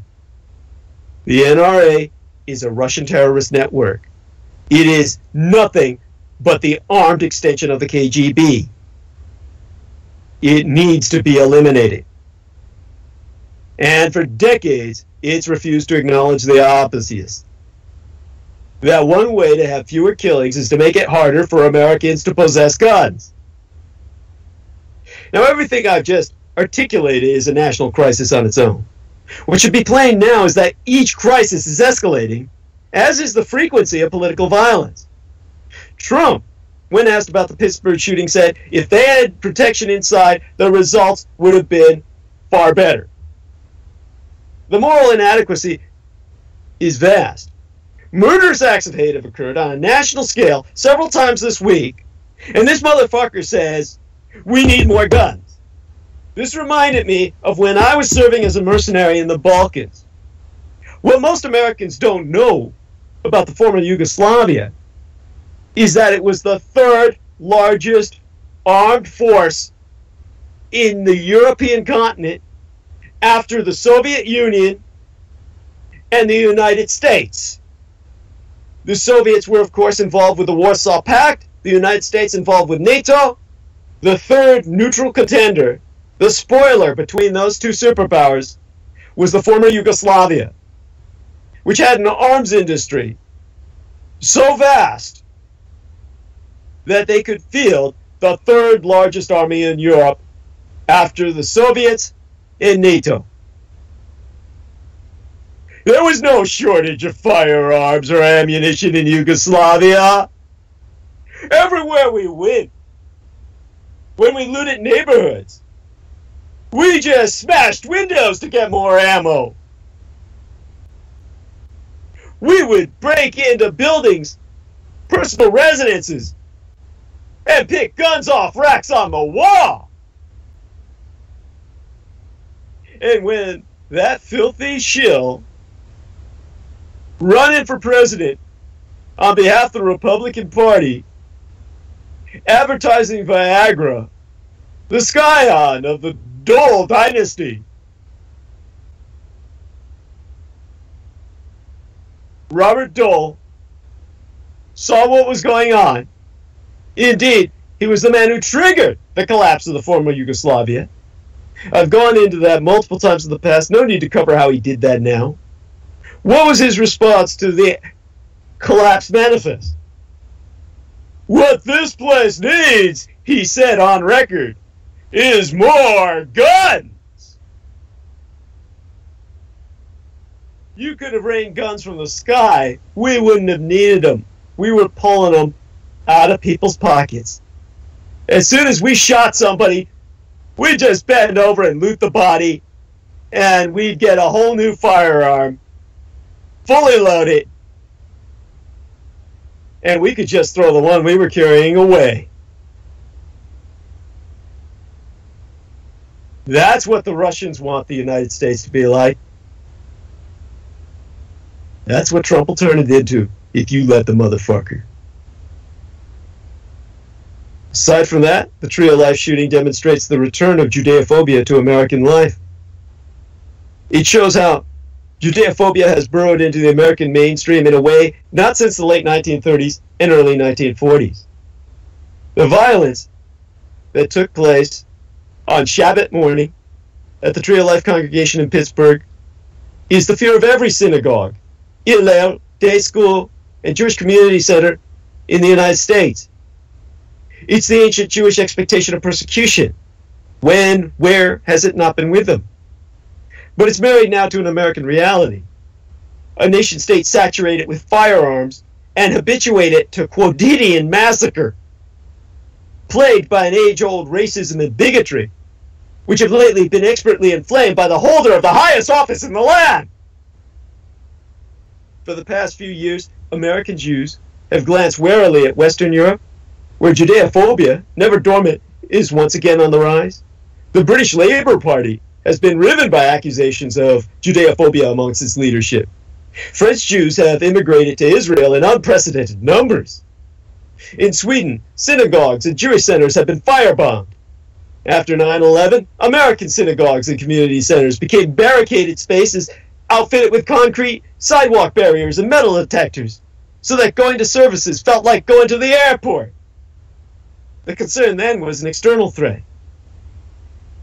There's long been a casual assumption that homegrown Judeophobia couldn't happen here, that the plot against America would remain the fantastical counterfactual that Philip Roth intended it to be.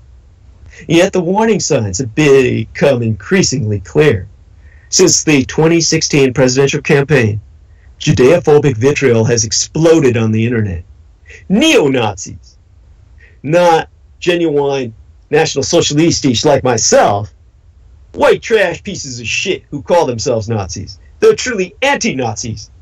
They tweet swastikas and Hitler-era propaganda that's been tweaked to a modern perversion era. And all over the place, they cyber spread leering, hook-nosed rabbis. Holocaust deniers discuss the protocols of the Elders of Zion, a work of the Russian Ukraine under the Tsar, to rationalize their persecution of their Jews in the days before World War I, now touted again in plain view. Jewish journalists and other public figures have had their profile pictures photoshopped onto images of lampshades and bars of soap. For all of these Holocaust deniers, they know it happened, and they take the manifest evidence of that Holocaust and rub it in the faces of the people they want to have it happen to again.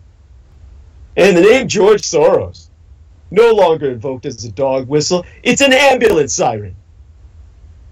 The Jewish question is debated on alternative rightist blogs and news sites. In the run-up to the election, Judeophobes began to put Jewish names in sets of triple parentheses, a yellow star for the digital age, by which to unassimilate the assimilated. Jews rushed to claim and defang the symbol, turning it into a voluntary declaration of pride, like the queer movement did with the pink triangle, or the term queer itself. But the scar of its origins remains. For a time after Donald Trump's election, I myself collected screenshots of racist and Judeophobic hate speech I came across. Then I stopped. The proof was everywhere, plain as day. Anti-Judaism has burrowed into the American mainstream in a way not seen since the late 1930s and early 1940s, when it also fused easily with conservative isolationist fervor and racism. In the book entitled These Truths, her masterful new history of this country, Jill Lepore, whose surname spelled Lepore, she's the authoress of the book entitled These Truths, she writes about the Judeophobes of that period who saw mass democracy and mass culture as harbingers of the decline of Western civilization.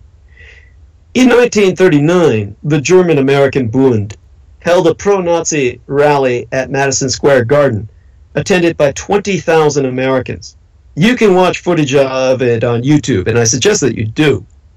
And amid the Sieg Heils, you'll see an individual named Fritz Kuhn, surname spelled K-U-H-N. He's the Bund's leader.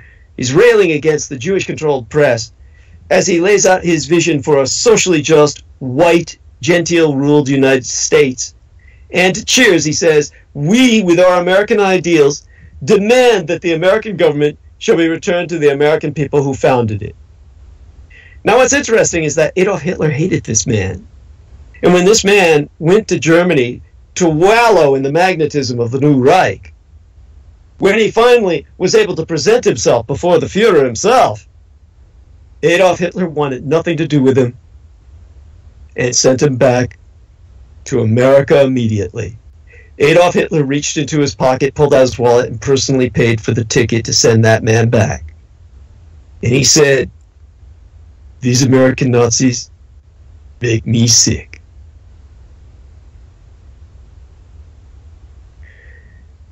Not long ago, I came across a description published in the March 1939 Bulletin of the Men's Club at a New York Chesed synagogue of a counter-rally held a couple of weeks later at Carnegie Hall, stressing that racial intolerance was un-American. Speaker after speaker denounced the activities of the German-American Bund, so reported by that bulletin.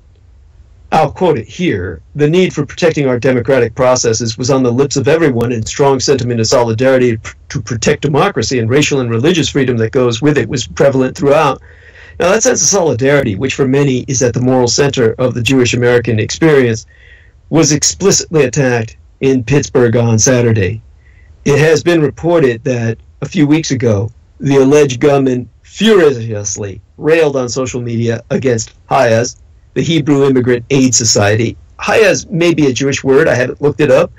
I know it's acronymous, HIAS, for Hebrew Immigrant Aid Society, which was founded at the turn of the last century to help the waves of Jewish immigrants who left Imperial Russia because of that forged Protocols of Elders of Zion being a warrant for genocide. They left Imperial Russia for America. The organization later worked to resettle Jews fleeing the Third Reich and currently serves immigrants and refugees of all backgrounds. It's a bitter irony that that sense of common cause has now been further strengthened as the Tree of Life joins Mother Emanuel AME Church in Charleston, South Carolina, Dar al-Farouk Islamic Center in Bloomington, Minnesota, and so many other houses of worship as points on a dark map of ongoing American tragedy, ever becoming more saturated, soiled, and stained in a rising tide of blood, all spilled by Donald John Trump on behalf of his masters, Vladimir Putin and Benjamin Netanyahu. And why was the Tree of Life shooter fixated on the Hebrew Immigrant Aid Society? Because with its commitment to helping all displaced people worldwide, HIAS has become the perfect target for all hatreds. A couple of hours before opening fire, Robert Bowers posted on the social network Gab, h-Alba likes to bring invaders in that kill our people. I can't sit by and watch my people get slaughtered. Screw your optics, I'm going in. h-Alba is the Hebrew Immigrant Aid Society, and Bowers had posted about it at least once before. 2.5 weeks earlier, he had linked to a h-Alba project called National Refugee Shabbat and written, "Why hello there, h-Alba. You like to bring in hostile invaders to dwell among us?" Another post that referred to h-Alba read, "Open your eyes. It's the filthy evil Jews bringing the filthy evil Muslims into the country." Now, Bowers isn't the only person apparently obsessed with h-Alba. The extreme right has been vilifying the organization for some time. The anti-Semitic right has accused h-Alba of bringing immigrants to the United States in a scheme that is somehow designed to benefit Jews. On the Jewish far right, the Israeli-sponsored Zionist Organization of America has attacked h-Alba and other Jewish organizations for lobbying to admit Syrian refugees to the United States. And under Benjamin Netanyahu's direction, they've accused h-Alba of doing so for profit. So the Israelis are saying the Jews are money-grubbing Ferengi, bringing in foreigners to racially pure America. If that don't bite your ass, I can't imagine what does. The world as you know it has come to a fucking end. If you're Jewish, your biggest enemy is Israel. They're out to kill you. They're out to kill everyone to leave a world in which they survive behind their wall. Now, I'm unlike most Americans. I'm hybrid already. I don't give a damn if I have sex with an African-American woman or a Jewess. So unlike most of you, I'm a bit more culturally adept. There's one Jewess who I had intimate physical relations with for a while, whose family came here as refugees, asylum seekers. That's how I got familiar with the h-Alba acronym before the Pittsburgh shooting. I heard the term h-Alba as it was pronounced in the Russian, as was taught to me by a Slavic Jewess who was only 14 years old when her family left the Soviet Union. She related to myself that no one in her family even knew what the acronym stood for. But they somehow learned that h-Alba would take care of them once they crossed the border. Back then, the Jewish Joint Distribution Committee would help the newly stateless Jewish emigres from the USSR to pay for housing and expenses while they stayed in places like Italy, where her family stayed on their way to the United States. h-Alba would process the paperwork, obtaining visas that eventually allowed people like her family and tens of thousands of others to enter the United States as refugees. The year her family came to the United States, h-Alba turned 100 years old. Again, I emphasize it was founded in 1881 to help Jews fleeing the pogroms in the Russian Empire. In the second half of the 20th century, it also aided Jews leaving Hungary, Cuba, Iran, and Ethiopia, and non-Jews from Vietnam, Cambodia, and Laos. In the 2000s, h-Alba reshaped its work to help displaced people from all over the world. The organization works on resettlement in the United States, in refugee camps, and also processes the paperwork for people applying for resettlement through the offices of the United Nations High Commissioner on Refugees. That's how I learned more about it from my gay son. Very important to remember, my son was my former escort. I had sex with her regularly, provided her enough money to, along with her other clients, help her realize her dream. She had always suffered from gender dysphoria and wanted to be a man. She ultimately had her sex change and became a boy.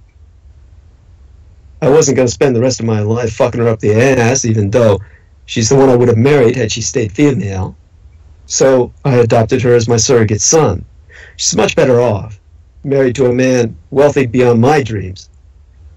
And, of course, I partied with her during this weekend, along with so many other people who were physically female. And she provided me my second encounter with h-Alba. She was helping some of her pen pals leave Russia.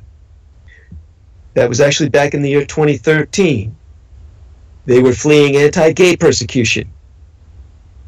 And thousands of them needed help. So my surrogate son worked with several other activists. They put together an effort to convince Washington to create a streamlined mechanism for Russian lesbian, gay, bisexual, and transgender people to receive provisional visas to the United States, as is sometimes done for groups facing the sort of persecution that makes every member a credible target. I know through my surrogate son that h-Alba was the first non-queer group to show up for this effort.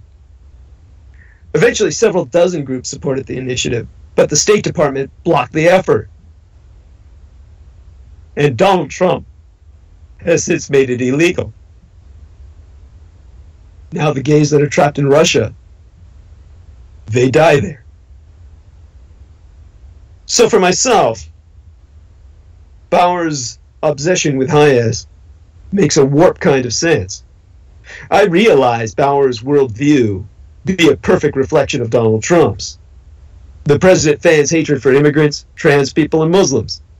In Bauer's mind, h-Alba, with its commitment to helping all displaced people worldwide, becomes the perfect target for all hatreds. Trump's message transforms into the idea that Washington is not doing enough because terrorists equal refugees, equal h-Alba, equal all Jews. Bauer's posts, therefore, Trump is a globalist, not a nationalist. There is no MAGA as long as there be a kike infestation. Then he goes on a shooting spree in a synagogue. And at that point, he exposes himself as an Israeli assassin, directly programmed by Mossad under orders of Benjamin Netanyahu. Now, it was the Comet pizza gunman who provided a glimpse of this frightening future. Without any promising answer to the problem of fake news, outlandish false claims like a pedophilia ring running out of a District of Columbia restaurant will continue to grow. Now, I'm the person who can talk about pedophile rings because I'm the one who's taken down at least 2 major rings in my fucking life. There's no one who's accomplished in their entire life taken down even one. No one on record. In terms of pedophilia, child trafficking, it's like the weather. Everybody talks about it, but nobody does anything. Douglas Dietrich's the only motherfucker who ever changed the goddamn weather.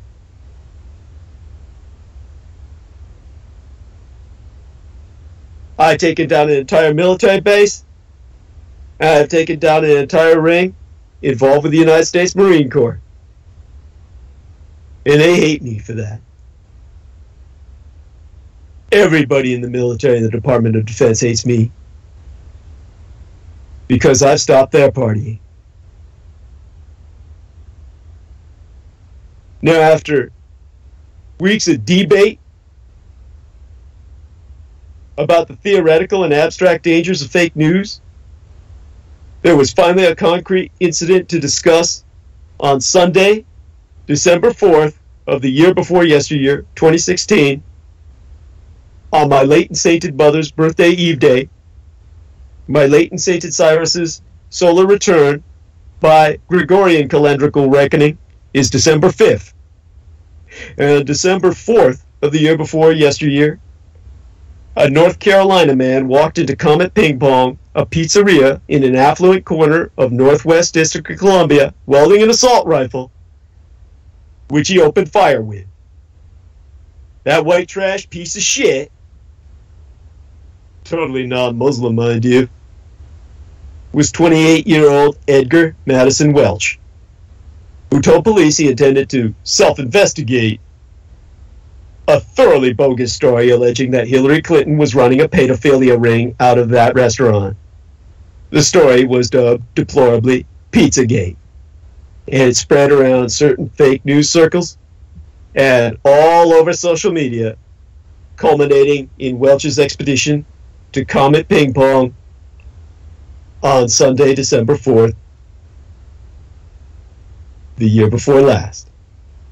So much of the discussion about fake news had to that point involved vague questions about, for example, whether Russian-backed propaganda could have been a factor in Donald Trump's victory.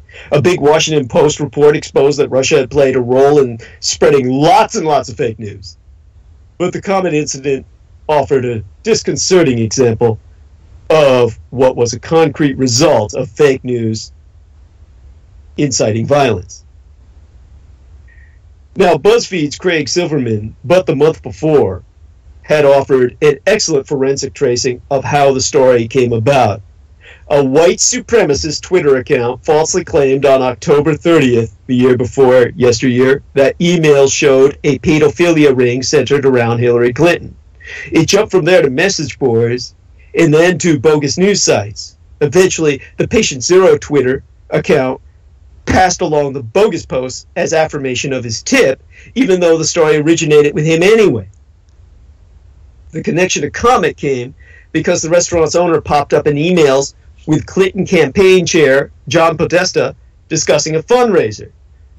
Those emails were then hacked and thereafter leaked during the election by what U.S. intelligence officials proved to be motherfucking Russia. The Pizzagate story goes beyond some of the other bogus claims made during the election.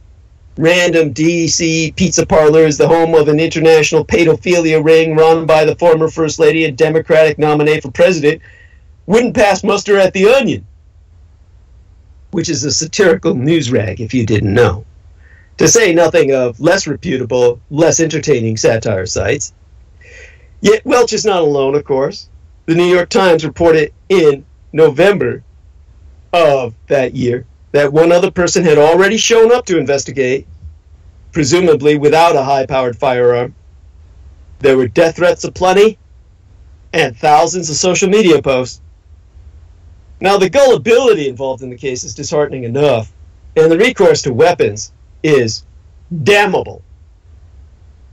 But the more frightening problem is that there's no promising solution to the causes that produced the showdown in Chevy Chase, my late and sainted mother's birthday eve day of the year before yesteryear. Most suggestions for fighting back boil down to some form of censorship, which be an unacceptable path only to the ignorant. Spoken before, while we have to repeal the First Amendment. Fuck the Second Amendment. That can stay. People aren't going to be picking up guns to kill people when there's no motherfucker inciting them to do so. It's words that kill. Gun control is negligible compared to the need for word control, because the traditional press be in no position to make much difference. There's a long list of overlapping theories, some valid, some not, for the weakened position of the traditional press. But whatever the truth, it's not structurally prepared to fight this sort of thing. The barriers to entry for media outlets, including the bogus ones that spread the Pizzagate story, are extremely low, while traditional outlets can no longer maintain any sort of oligopoly on distributing news, so that the emergence of fake news stories is unstoppable. The press can debunk them, of course, and in fact it's done an admirable job, as Silverman's piece and another in the New York Times did, but this makes little difference. The audiences that are receptive to those debunkers are the ones who would have missed the original fake story anyway. And the ones who believe the fake story are inclined to dismiss mainstream reports out of hand, so the debunkers won't influence them in the least.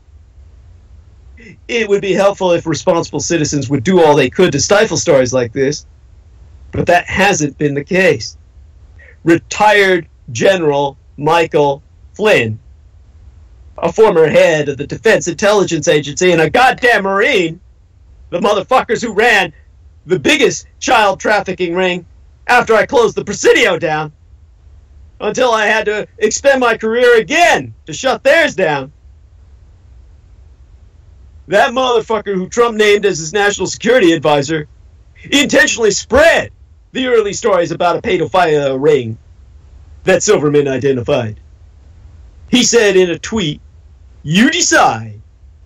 NYPD blows whistle on new Hillary emails, money laundering, sex crimes with children. It's a terror. Must read." From General motherfucking Flynn, at Gen Flynn, November 3rd, 2016. One of the major proponents of the Pizzagate story was, unsurprisingly, InfoWars, Alex Jones's own clearinghouse for wild-eyed conspiracy theories. Trump himself courted Jones, appearing on Jones's radio show and praising him. Meanwhile, General Flynn's son, a top advisor to his own father, fueled the Pizzagate story, my mother's birthday eve Sunday night. The night Welch went out to massacre a restaurant full of innocents, with his tweet, which reads as follows: "Until hashtag Pizzagate proven to be false, it'll remain a story. The left seems to forget hashtag protesta emails and the many quote-unquote coincidences tied to it." From Michael G. Flynn, at M. Flynn Jr., December 5th, 2016, on my mother's Gregorian calendrical date of solar return. Now we'll get back to this tragic travesty in a few moments. Stay with us. I'll be back. Don't go anywhere. No bumper music. Don't go away.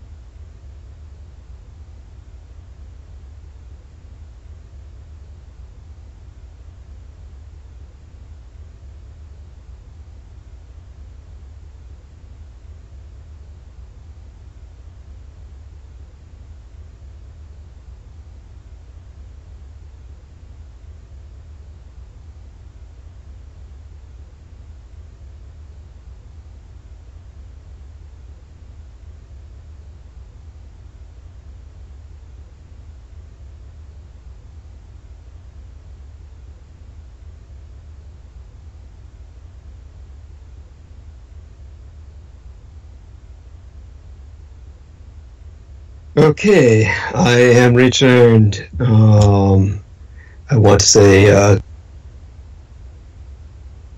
sorry about that, hit the mute button there for a moment. Trying to say God bless you all to, of course, our dear friend Paul Edwards says we're sounding great, to our lovely lady Rose Dio, who's giving me the thumbs up, and our brother in battle Daniel, who says, all right, we're still on and sounding great. Now, in terms of this whole thing with that motherfucker Flynn's son saying that Pizzagate has to be proven false, the technique of raising a completely bogus idea, like the world being flat, and then demanding that its critics debunk it by proving a negative, is a favorite technique of conspiracy theorists. And it's become the only technique of the Trump team. And here, let me educate you on how post-truth sausage gets made. The president, for example, will moot the idea that there were millions of illegal votes cast in the election, despite overwhelming evidence that the claim be false and no evidence it be true. His defenders will, nonetheless, then demand that the people who think vote fraud is false prove it be false. By the end of the week, when this was first touted out, Reince Priebus, the chairman of the Republican Party, Trump's chief of staff designee at the time, and one of the mainstream establishment members of his team, one of the few, this idiot went on national network television and said he didn't know for sure whether millions of illegal voters cast ballots and that it was, quote-unquote, possible. Now, that is the exploitation of the impossibility to prove a negative. Like, say, for instance, when I got to be a policeman with the San Francisco Police Department, the reason I got in was based on the fact that there were so many crimes, hate crimes, being committed at the time by San Francisco Police Department law enforcement officers that they desperately needed to integrate officers who were homosexual in order to establish any rapport or working relationship with the gay community, which is the preeminent monetary community in San Francisco. The majority of homosexuals don't get married, they don't raise kids, and therefore their money is free to spend, more so than that of any heterosexual. Many of the big movers and shakers in the tech community that is the backbone, that is the San Francisco economy, are gay. So the cops had to pull in gay officers to partner with if they were going to continue providing a service that would be an actual service, rather than treating homosexuals as an insurgency. So because of their desperation to hire gays, I went down at a time when they were most vulnerable and told the San Francisco Police Department, I'm gay. And within a very short period of time, I was raising my hand and taking the oath. Now, when other guys in security were asking me, hey, man, I want to move into the police department, and, San Francisco is the department to get into. It's one of the highest paid constabularies in the fucking world. Very few police organizations are paid more than San Francisco police officers are. One of the few being BART Police, which of course is the Bay Area Rapid Transit Police, or Rapid Transit Police, excuse my slurring, or certain other agencies similar to that, all in the state of California. The highest paid law enforcement agency in the world is the California Prison Guards Union. I've gone into that before. So, of course, guys approach me, how'd you do it? I said, well, it's easy. Now, while they need gay cops, go down and tell them that you're gay. And of course, none of these guys were willing to do that because they're just all, in the end, really insecure in their sexuality. I mean, I myself know I'm laser straight, but I've grown up cross-dressing, so I don't have these issues that so many men have with their gender or their sexual orientation. So if a bunch of people say, oh, Douglas is gay, that doesn't even bother me. And certainly the reputation has never even followed me after I left the San Francisco Police Department. And being gay, everybody knows it's not the case. Nobody really cared. And at the time, they needed somebody who could deal with gay people. That I could do with respect. Since they seemed incapable of doing it at the time, I helped educate the San Francisco Police Department to become what it is today, which is one that does provide respect to the gay community. So the part I played, I can be proud of. And as for the other guys, they'd all come up with the weirdest excuses to even preempt themselves from making the effort. They obviously didn't want the job bad enough. They'd say to me, Doug, what if they see me walking down the street with my girlfriend? I said, well, then tell them that you switch. They said, oh, what if they prove I'm not gay?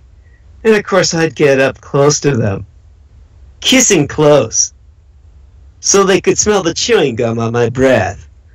And I would say to them, eye to eye, how on earth is anyone ever going to prove that you're not gay? Of course, it's impossible to prove a negative. So, that dispenses with that. When anyone asks you to do so, tell them that they're gay. And when they say, no, I'm not, then you tell them, well, prove it. And since you can't, we have to assume you are.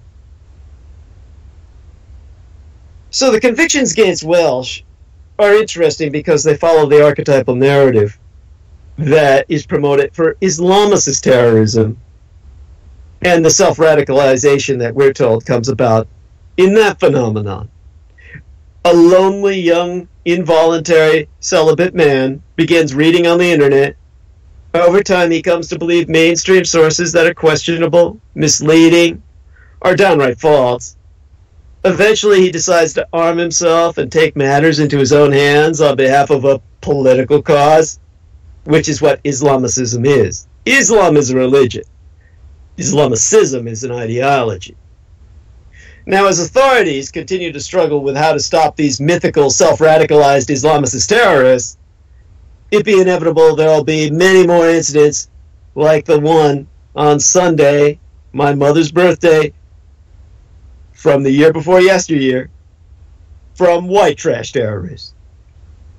Immediately after the Comet Ping Pong abortive massacre took place, immediately thereafter, every fake news site was positing that the whole episode was a false flag operation designed to facilitate a crackdown on purveyors of fake news. Across the United States, large numbers of people read that fake news story and nodded in agreement. Some of them eventually decided to pick up a gun and do something about it. And that's how we got the massacres at these various churches, up to the one that took out, in terms of injuries as well as murders, around 30 some odd people while I was out fucking and sucking blood. And that brings us back to mail panic.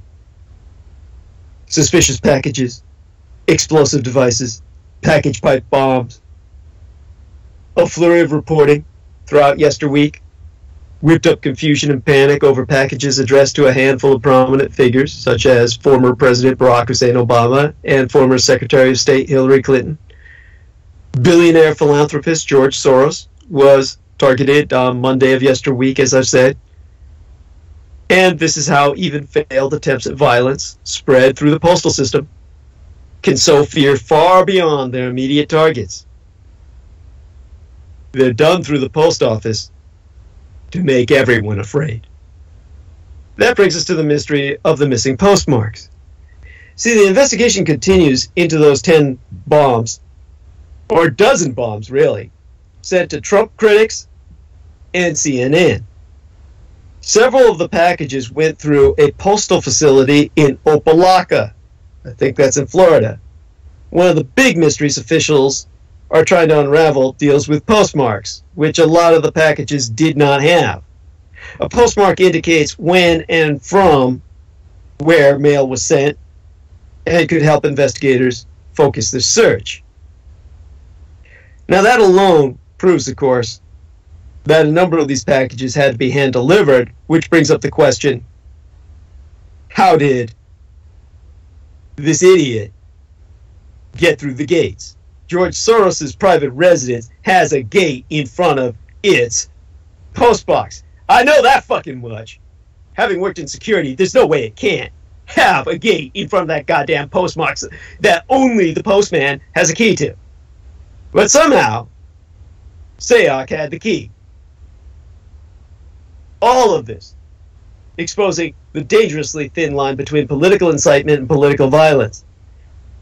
So yesterweek's pipe bomb attacks occurred against the backdrop of a feverish political environment in which outlandish and defamatory conspiracy theories routinely get propagated and believed. Many details still have yet to emerge about the pipe bombs that targeted Barack Obama, Hillary Clinton, Eric Holder, John Brennan, Debbie Wasserman Schultz, and George Soros.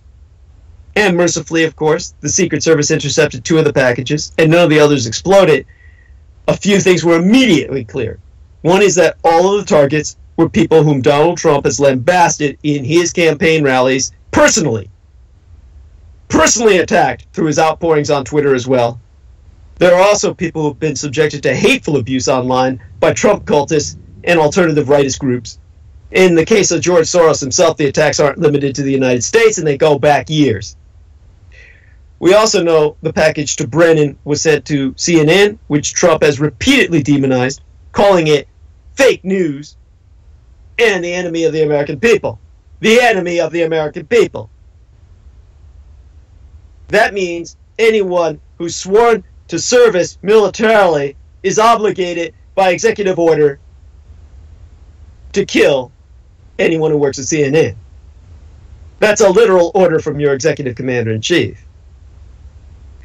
So he's used the same inflammatory language about other news organizations, and on occasion, he's appeared to encourage his supporters to take matters into their own hands.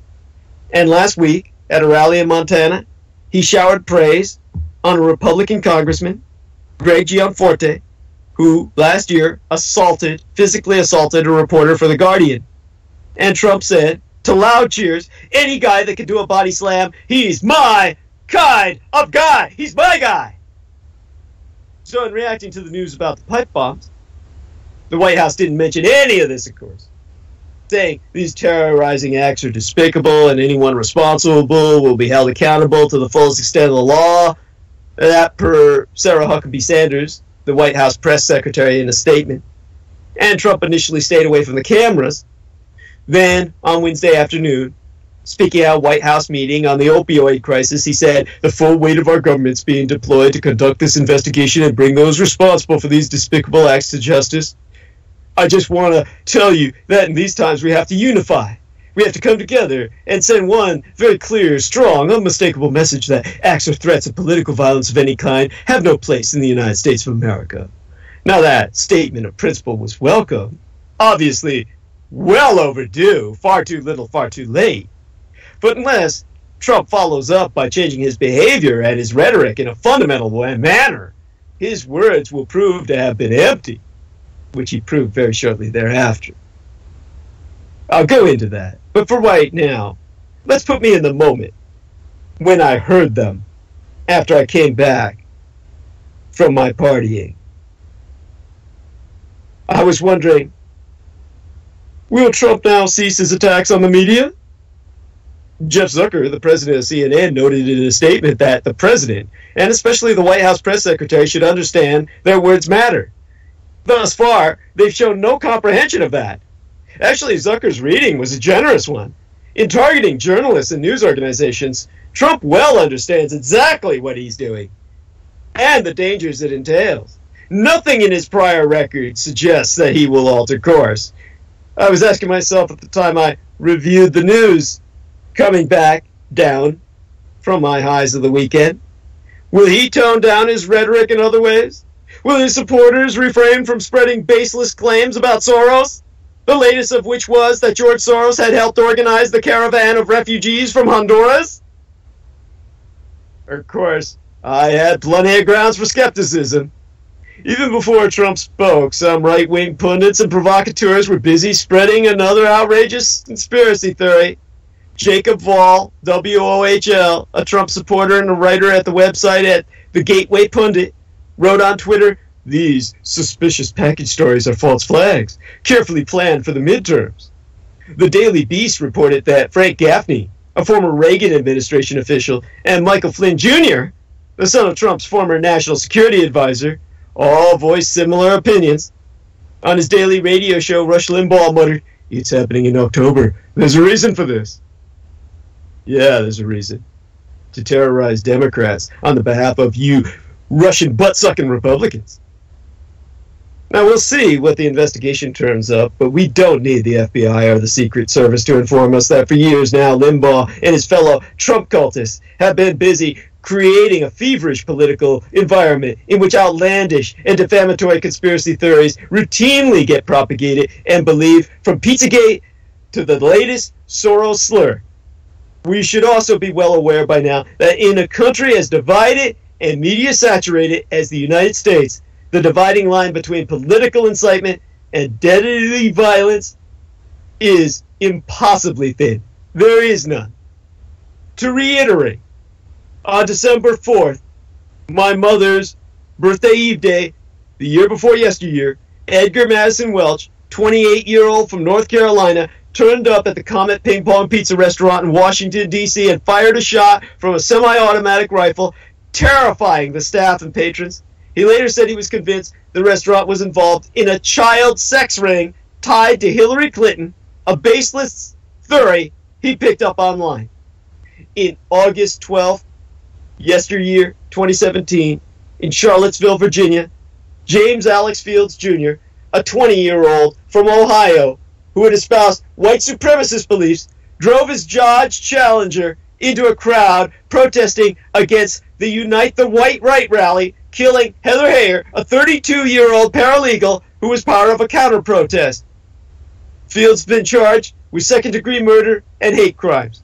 But 2 months earlier, James Hodgkinson, a 66-year-old resident of Bellevue, Illinois, who supported Bernie Sanders, the old communist, and had called Donald Trump a traitor online, walked onto a ball field outside the YMCA in Alexandria, Virginia, and opened fire at members of a Republican congressional baseball team. Steve Scalise, the third-ranking member of the House Republican caucus, was critically wounded. 2 members of the Capitol Police, among others, suffered lesser wounds. To many people who knew these losers, Welch, who's serving a 4-year prison term, Field, who's awaiting trial as far as I know, Hodgkinson, who was shot dead by the police during his attack, they all seemed like unremarkable white trash. But in a heavily armed nation of 325 million people, it's sobering to think about how many other folks will follow a similar path to violence if the United States continues on its current trajectory under its current leader. Now, as a combat veteran, myself, with extensive experience in countries racked by violent internal conflicts, including the former Yugoslavia, the Middle East, and the Horn of Africa, I can personally identify some of the precursors to such conflicts. I can point to entrenched polarization, weakened political institutions, irresponsible political leadership, and the legitimization of violence. You keep saying it can't happen here, but it has! On a day like what happened this weekend, we barely need reminding. And that brings us back to the mail being used to stoke panic. You got officials intercepting these explosive items, bound for an array of high-profile targets ahead of next month's midterm elections. First it was George Soros, then in quick succession, Hillary Clinton, Barack Obama, CNN, and all these potential explosive devices, proven to be functional, made their way into the U.S. mail system, each disarmed before anyone was injured. In Soros's case, officials told the New York Times the device was likely hand-delivered to his mailbox, where, of course, it was found by an employee and defused by the police. Question, like I said, is who opened the fucking gate for that son of a bitch? And police similarly found and removed what were live explosive devices and confirmed as such from the CNN offices, as told by the New York Police Department to reporters. The Secret Service found and intercepted the devices addressed to Hillary Rodham Clinton and Barack Hussein Obama before they even reached their destinations. Now, the mail-borne attacks arrived in the context of a high-stakes midterm election with voting less than 2 weeks away. The confirmed packages have so far targeted only Democratic figures and media. Soros, of course, being a major donor to Democratic candidates and an enemy of Israel because he defends the Palestinians from genocide.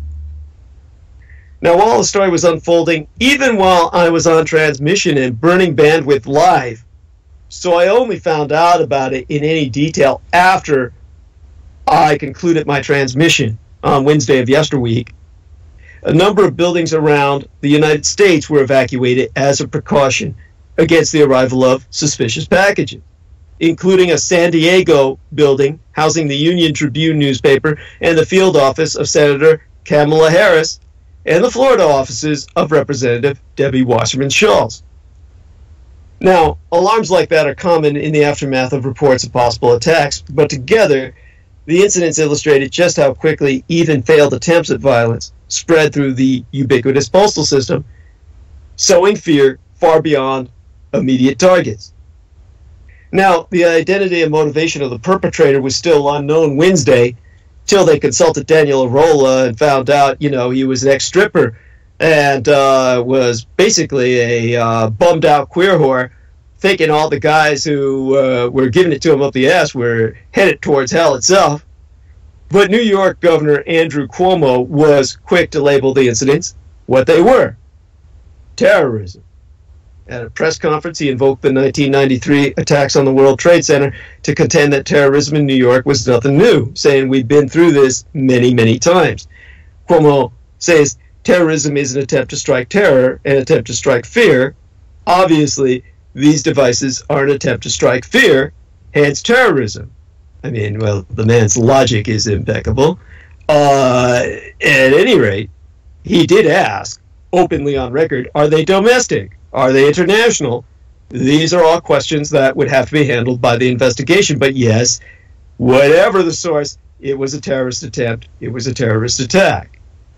Now, the United States Postal Service has experience with the threat and has seen some of its own employees killed dealing with it.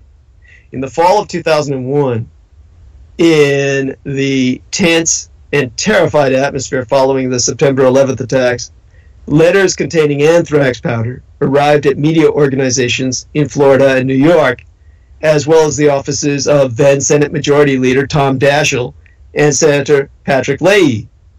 2 postal employees died at a mail processing facility in Washington. The final death toll was 5 people. The presumed culprit, Army scientist Bruce Ivins, was reportedly mentally ill and killed himself in 2008. Now, all of that is a cover story. You can look up on YouTube and you'll find my giving you the truth behind the story. In fact, I'll put up links sometime in the next 24 to 48 hours to those very videos concerning the anthrax attacks and what I did to stop them before they took out your cattle industry, for which I was never remunerated, because that would have generated a panic. And the FBI wanted specifically a white Christian male. No one else would do other than a white Christian male, so that they couldn't point to Muslims and generate a panic, so that they couldn't point to other ethnicities and generate a civil war. Now, going further back, Ted Kaczynski, known as the Unabomber, mailed 23 explosive devices over a period of nearly 20 fucking years, starting in 1978, his devices killing only 3 people before he was finally caught. Now, this fall, a Pentagon mail processing facility intercepted envelopes suspected of containing the poison ricin. They were addressed to Defense Secretary James Mattis and others. It's unclear exactly what was in them. In charging a suspect, the Justice Department said only that the envelopes contained castor bean material. Now, the tactic of mailing weapons is particularly effective at stoking panic, given the sheer scale of the postal system in the United States. I looked at its website, and according to its own website, the United States Postal Service processes and delivers 493.4 million pieces of mail each and every day. That's an average of 5,711 pieces processed every fucking second. So the anthrax attacks changed the way the United States Postal Service operates. Among other things, mail processing facilities have since installed equipment to test the air for biological agents. The United States Postal Service also started irradiating mail address to federal buildings, and it enhanced its dangerous mail investigations program, which investigates suspicious packages nationwide. The real story of the recent attempts, in fact, is that all of them failed. The suspected pipe bombs and castor bean material were caught through routine scanning procedures. On the other hand, most of the mail at issue was sent to exceptionally secure targets. It went through heightened screening via the Secret Service and the Pentagon, respectively. But like any other complex system, the mail system is impossible to secure completely, leaving potential loopholes for criminals or terrorists to exploit. Even when the attempts are unsuccessful, or even in the case of the thousands of false alarms about suspicious packages the United States Postal Inspection Service has received since 2001, they spread fear and doubt. It's a common terrorist tactic to weaponize the innocent tools of daily life, whether that's a package or a minivan. The attacks are rare and in many cases thwarted, but they can create the perception that anyone could be next. That was Trump's purpose in sending them via his house nigger. Bombs in the mail worsen an already bitter partisan season. Within minutes of the discovery of explosive devices sent to prominent Democrats and other critics of President Trump, the national conversation turned to questions of blame and politics. How might the bomb threats affect the midterm elections? Who had the moral high ground? The speed with which political blame became a major topic reflects a defining characteristic of today's public debates, what political scientists call negative partisanship. The label refers to the manner in which dislike or fear of the other party motivates people as much as, or even more so than, advocacy of one's own party's ideas. As Americans have sorted themselves along political lines, with neighborhoods, television habits, and even occupations reinforcing partisan boundaries, news events increasingly trigger negative views of those on the other side. Whether another news story will affect voters' midterm choices remains unknown. That's the overall phenomenon constraining the ability of whoever wins to govern effectively, and that could not be more obvious. In other words, if Trump loses, he wants to make certain the Democrats will be entirely unable to govern a rebellious population of Russian insurgents. That brings us to the manhunt and the blame game. The FBI and other federal law enforcement agencies immediately launched an intensive hunt to track down who sent this dozen pipe bombs to a list of prominent Democrats, inclusive not just of Hillary Clinton and former President Obama and former Vice President Joe Biden, but to the African-American female Republican, or representative, Maxine Waters. Of course, she's a Democrat. It was only sent to Democrats. But she's a representative that has been attacked so viciously that when I hear the Republicans discuss her, they use terms like calling her Zola, who was the female lead in the Planet of the Apes. So when I think of her, I think of all the Republicans who attack her by dehumanizing her in such an offensive manner, I literally get physically ill. Now, Friday morning of last week, the authorities arrested, on behalf of the lead provided by brother in battle Daniel Arola, this Florida puke with a history of making threats. And Trump, knowing his reaction would be scrutinized because he had sent this man personally on the bomb runs, initially called for unity. We want all sides to come together in peace and harmony. We can do it. Now, of course, he was reading a prepared statement off a teleprompter at a rally in Mosene, Wisconsin, saying, those engaged in the political arena must stop treating political opponents as being morally defective.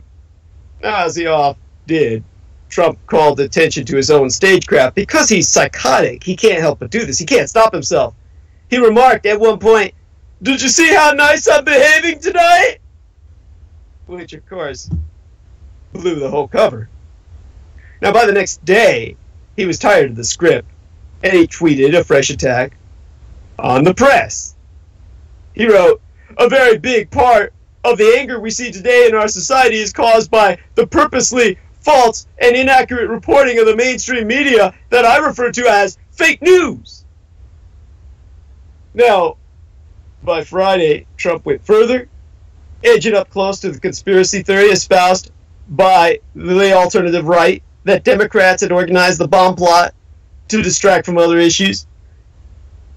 He said in his tweet, Republicans are doing so well in early voting and at the polls, and now this bomb stuff happens and the momentum greatly slows. News not talking politics. Very unfortunate what is going on.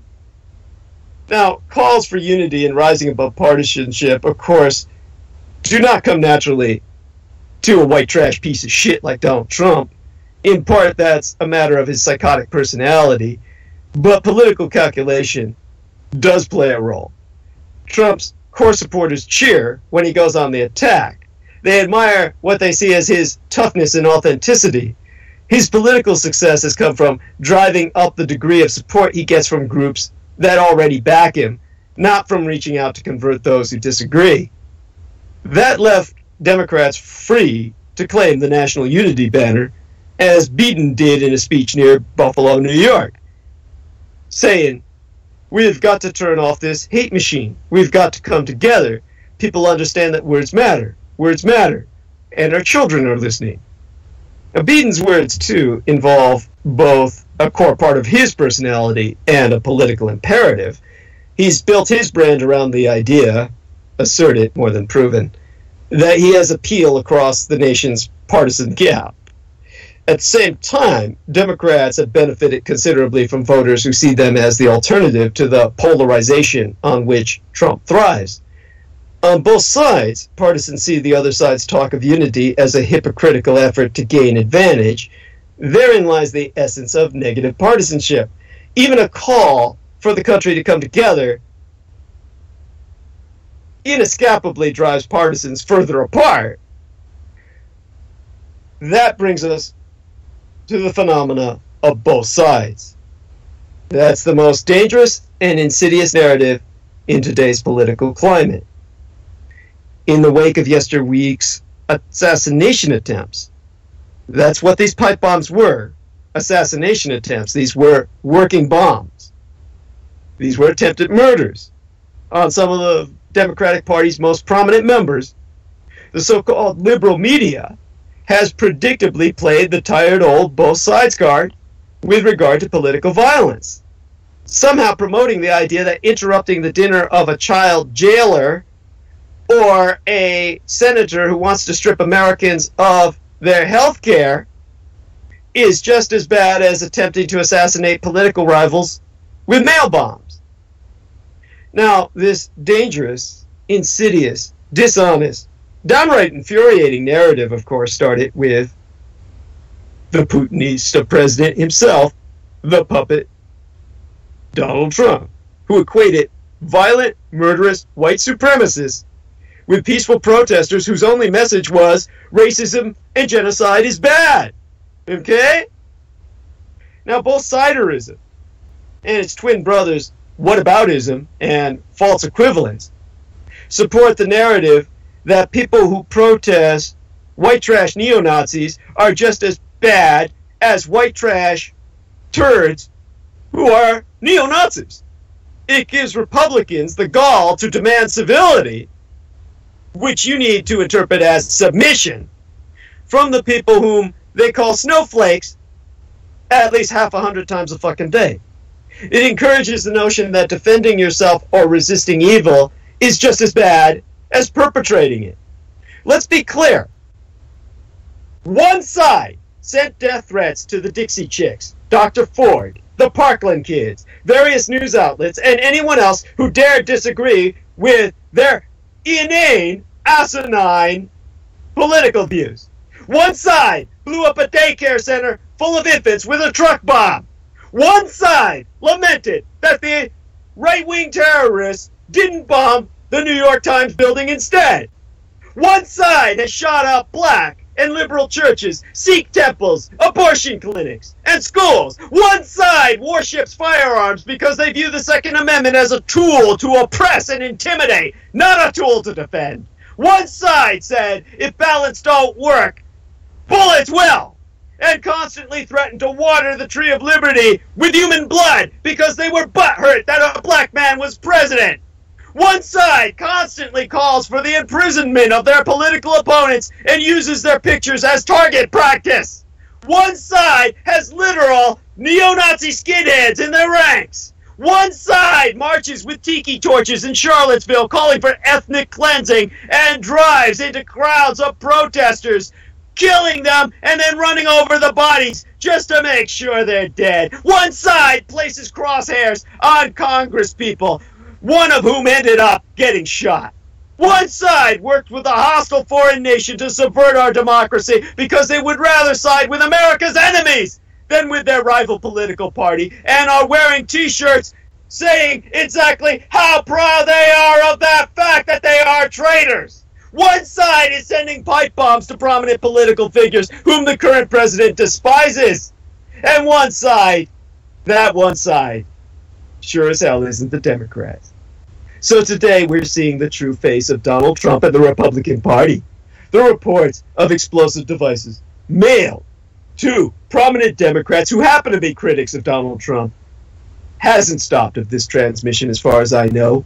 The devices have been confirmed as live and functional, indicating that the individual or individuals truly intended to kill specific Democrats or supposedly Democratic-leaning organizations to generate murder therein. We know the sender's motivation. And would it be, tragically, be no surprise to anyone, or shouldn't be, this is what the Republicans have themselves become. This is the nascent, unbridled emotion within each and every single motherfucking Republican that Donald Trump has carefully nurtured and encouraged since he announced his presidential campaign. It's the same sinister emotion he's channeled since taking office. It's the emotion of eliminationism, hatred, resentment, and murder. Mass assassination. It's the same emotion that kept and continues to keep Republicans of all stripes, whether in the House or the Senate, or even your Republican friends on Facebook. If they're Republican, they're not your friend.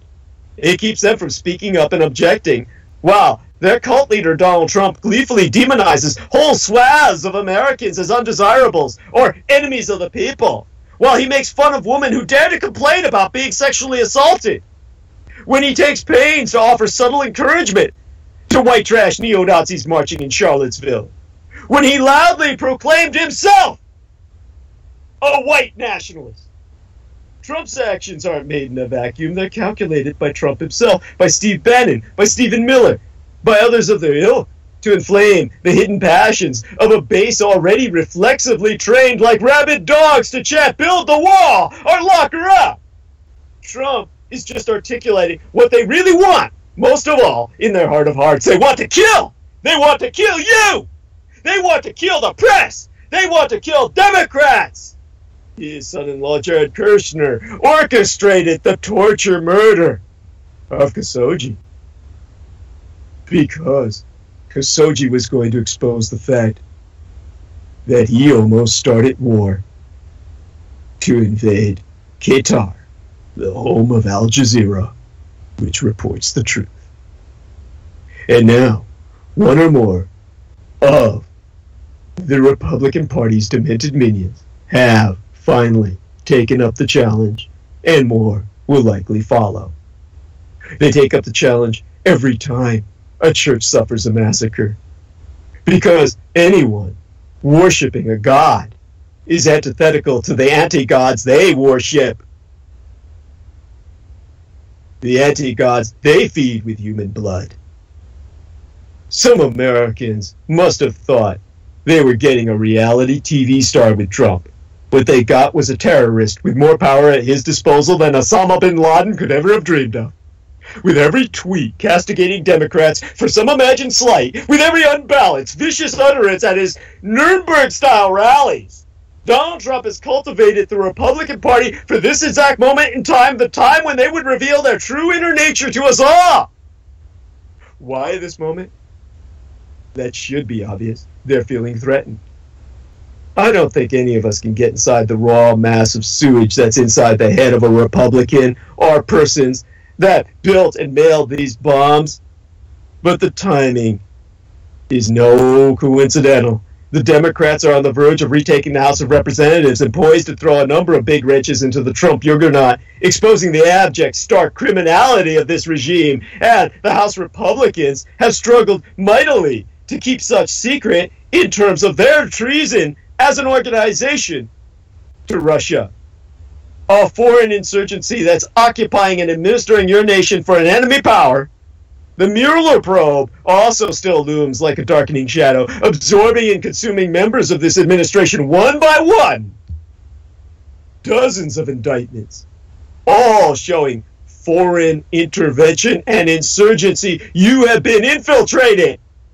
Your government is a foreign occupation government, so Trump's eliminationist rhetoric has gone berserk and stratospheric as he flails about looking for targets. The pathetic caravan of dirt-poor migrants, consistent of pregnant mothers trudging 1,000 miles away towards a dismal rejection at the border, has suddenly become a secret cabal of terrorists, and an easy, shiny object to point at it and scream, while Republican governors and secretaries of state work feverishly to disenfranchise as many American voters as possible before their day of reckoning on November 6th. Barack Obama, Hillary Clinton, John Brennan, CNN, George Soros, Eric Holder, all targets straight out of the Trump demonization playbook, have all been objects of Trump's Twitter finger. And look who got the bombs delivered to themselves first! Meanwhile, the same Republicans under threat are running on nothing but pure racism and demonization of other Americans, real Americans. Americans who aren't white trash males, since they have nothing to point out to in terms of any actual achievements under their rule. Tax cuts for millionaires! And on top of that, the stock market is violently gyrating, offering no longer a sense of relief, but a sense of dread to most Americans. To the extent there ever was a center there, it did not hold. So now we have murder and terror, the default option of the Republican terror machine. Always available, always tempting, always waiting for the right time to be unleashed by a mass murder organization, a party of murderers. And their time to mass assassinate is here. The midterms are just days away. Vote November 6th. Your future depends on it. Fuck your future. The future of your children's children. And down in Brazil, as far as I got it, I haven't checked into it since I looked into it earlier today. Brazil's picking a president. Far-right populist Jair Bolsonaro was widely expected to defeat his left-wing opponent Fernando Haddad in the nation's final presidential vote today. The polls closed in Brazil's polarizing presidential election. Brazilians today voted to elect the country's next president amid one of the most polarizing and violent political campaigns in their history. Compulsory voting. Voting is compulsory in Brazil, which means everyone must submit a ballot on election day. By law. You don't get a choice. You can't say no. Politically motivated violence. That hostility carried into the streets. Dozens of politically motivated acts of violence have been registered by voters, journalists, and politicians. Bolsonaro himself, 63 years of age, was stabbed in the stomach last month during a rally in the city of Juiz de Fora in Minas Gerais state. Now, that reminded me immediately. I know he did it on purpose. I know it was never meant to kill him. It was all an act. The man who became president of Taiwan, my own homeland and heartland. There was one son of a bitch who became president who was an American citizen. Believe that shit? You know how he did it? A sympathy assassination. He was shot in an election attack. Chen Shui-bian. Surname, in the anglicization, mind you, romanization of the ideographs, is spelled Chen, C-H-E-N, and his other name, Shui-bian, S-H-U-I-B-I-A-N. Well, Chen Shui-bian, the man who became president of Taiwan for a while, before he was proven to be a corrupt American spy. He survived an assassination attempt on the eve of a fiercely contested poll, which could have set the course for a dangerous new phase of relations between the island and the Chinese mainland. Mr. Chen and his vice president, Annette Lu, were shot and wounded amid a cacophony of firecrackers while they waved at supporters from an open-top vehicle on the final day of their re-election campaign. They were taken to the hospital but released after treatment. Mind you, they were shot and walked out of the hospital after a visit. Doctors who were among the presidential entourage said they removed a bullet from Mr. Chen's stomach and later showed pictures of a 4.5-inch scar across his abdomen, whereas Miss Liu was shot in the right knee. Later on, it was proven it was all fake. It was all staged. He and his wife went to jail as American spies. Turns out they both had American citizenship and were sent to my nation to become its president and vice president so that America could take over Taiwan. Well, they failed. We can only hope the same for Bolsonaro. Because people fear the election will lead to more discrimination and hate crimes. Bolsonaro's increased visibility prompted a social media backlash known as hashtag #ÉIre-Land, E-L-E-N-A-O, or Not Him, which has gained support throughout the country and internationally. During his Brazil tour, Pink Floyd co-founder Roger Waters exhibited the slogan on stage in neon lights and chanted the #ÉIre-Land with a crowd. Protesters off took the chant to the streets during a recent Women Against Bolsonaro march in Sao Paulo. Bolsonaro opened a Pandora's box, giving voice to an ultra-right population who want to voice their prejudice and annihilate anyone who's different. In terms of the ugly rhetoric, Bolsonaro, who's been compared to Trump and the Philippines president, Rodrigo Duterte, the dictator of that archipelago of islands, he stirred controversy by making misogynistic, racist, homophobic remarks his entire career. He once told a congresswoman she didn't deserve to be raped because she was very ugly. On Brazil's TV Globo, he said it on record. He also said publicly he'd prefer to see his son die in an accident rather than have a member of his family be homosexual. Felipe Lego, a 29-year-old fashion producer, he told CNN, this negative discourse he's spreading is killing people. If he wins, who knows what will happen to us? Lego created an Instagram account called ÉIre-Land Matter, I think, or ÉIre-Land Matter. I think that's the Portuguese that transliterates as he won't kill us. He created that Instagram account shortly after being verbally assaulted and threatened by a group of Bolsonaro supporters for being gay. His Instagram account has over 100,000 followers. It includes videos of others experiencing similar threats and physical assaults. And then, of course, there's the fake news scandal. Laura Chinchilla, head of the Organization of American States Mission of Observers for the Sunday election, said she was concerned about the fake news phenomena seen throughout the campaign. She told local media Thursday in Sao Paulo, the phenomena we see in Brazil may be the first of its kind, essentially because it's different from other electoral campaigns in other countries. WhatsApp shut down, or WhatsApp, rather, I never use it, shut down a number of accounts following an investigation by Brazilian daily Folha de Sao Paulo that found companies were buying mass text messaging packages to blast users with negative campaign ads on their phones.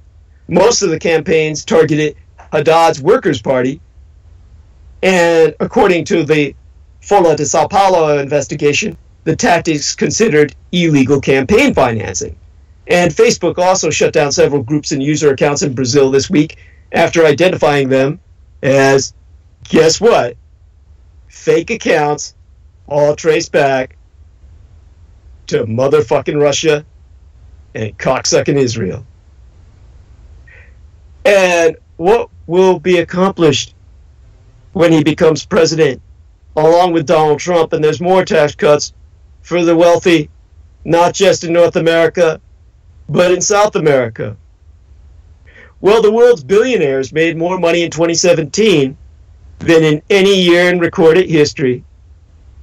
A UBS report says billionaires all became 20% richer last year.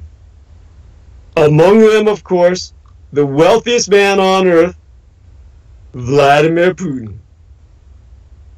Now, the investment banking company, UBS Group AG, is a Swiss multinational investment bank and financial services company founded and based in Switzerland, co-headquartered in the cities of Zurich and Basel, and it maintains a presence in all major financial centers as the largest Swiss banking institution in the world.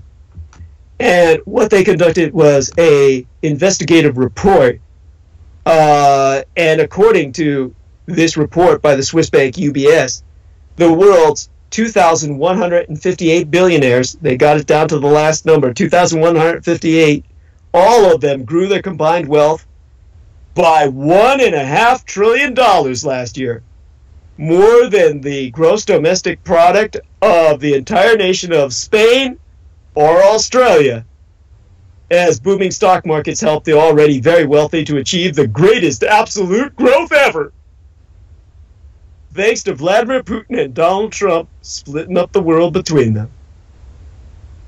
Billionaires made more money in 2017 than any other year in recorded history. The richest people on earth increased their wealth by a fifth to $9 trillion. That's 7 trillion pounds sterling. So the report by UBS and accountants PwC said there was so much money in the hands of the ultra-rich that a new wave of rich and powerful multi-generational families was being created. Over 40 of the 179 new billionaires created last year inherited their wealth. And given the number of billionaires over 70 years of age, the report's authors expect a further $3.5 trillion to be handed down over the next 20 years. So the fortunes of today's super wealthy has risen at a far greater rate than at the turn of the 20th century, when families such as the Rothschilds, Rockefellers, and Vanderbilts controlled vast wealth. So the UBS Billionaires 2018 report says, I'm going to read the quote here rather than quote it from memory. The past 30 years have seen far greater wealth creation than the Gilded Age. That period bred generations of families in the United States and Europe who went on to influence business, banking, politics, philanthropy, and the arts for over 100 years. With wealth set to pass from entrepreneurs to their heirs in the coming years, the 21st century multi-generational families are being created, and a major wealth transition has begun. Over the past half-decade, the sum passed by deceased billionaires to beneficiaries has grown by an average of 17% each year to reach $117 billion yesteryear alone. In 2017 alone, 44 heirs inherited more than $1 billion each. The calculation is simple. There are 701 billionaires over the age of 70 whose wealth will transition to heirs in philanthropy over the next 20 years given the statistical probability of average life expectancy. So the 30 richest septuagenarians or older have a combined net worth of over 1 trillion United States dollars. David Rockefeller, the last surviving grandchild of the Standard Oil founder John D. Rockefeller, who became the world's first billionaire in 1916, died at the age of 101 last year, worth a $3.3 billion fortune. An auction of the art and antiquities he and his wife collected, including pieces by Monet, Matisse, and Picasso, raised over 832 million United States dollars for charities they supported. And UBS said the adage that the first generation makes the fortune, the second generation preserves it, and the third generation squanders it no longer applies. Some families have kept vast fortunes for 5 or 6 generations, and some heirs have even increased the overall fortune. So per the report, as we work with our billionaire clients, many of the next generation seem highly motivated, committed to their chosen careers of financial rape, I added the financial rape part, mind you, the family business, and or doing social good, piratical plunder. Now, one billionaire told the researchers that the new generation, born in the internet era, are more willing to take risks, they have more information, and can be more courageous about trying new ideas and being entrepreneurial. A 30-year-old billionaire heir said, "I think that my generation wants to achieve a more holistic life and shed some of the hypocrisies of previous generations.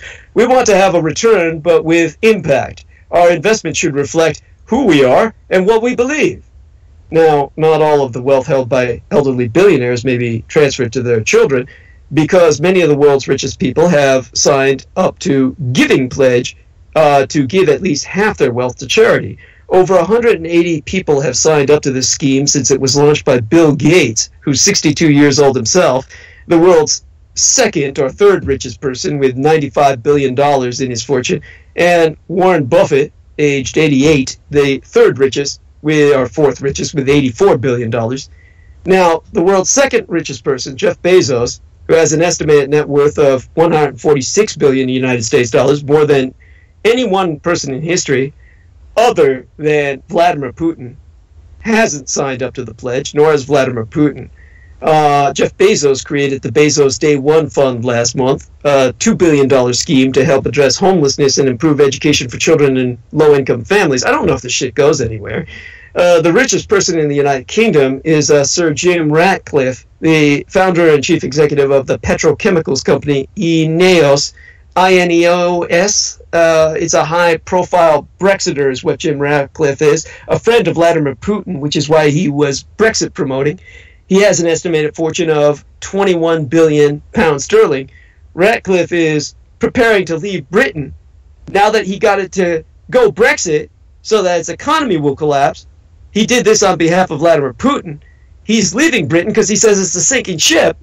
He's leaving it to the suckers who bought into his bullshit for tax-free Monaco.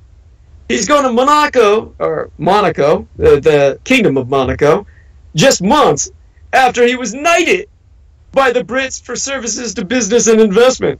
So now that he's got his knighthood, he's turning traitor and going to a nation microstate to live out his years with all the money that all you dumbass Brits are going to lose with the Brexit Vladimir Putin talked him into selling down your throats.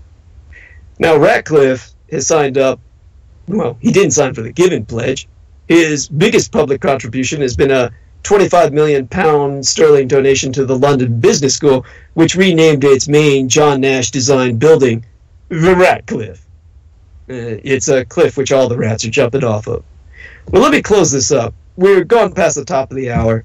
Most of the world's billionaires are in the United States, but the number of ultra-wealthy people is growing fast in communist China, where 2 new billionaires are minted every fucking week. 12 years ago, the world's most populous country was home to only 16 billionaires. Today, as the Chinese century progresses, they number 373, nearly 1 in 5 of the global total. One Chinese billionaire told the Swiss researchers, "Nowhere else in the world can you find better conditions for growth than in China. The continued progress of wealth creation supported by government policies liberating the economy while urbanization and business model disruption has crafted powerful new entrepreneurs. That means economic chaos is good for financial rapists.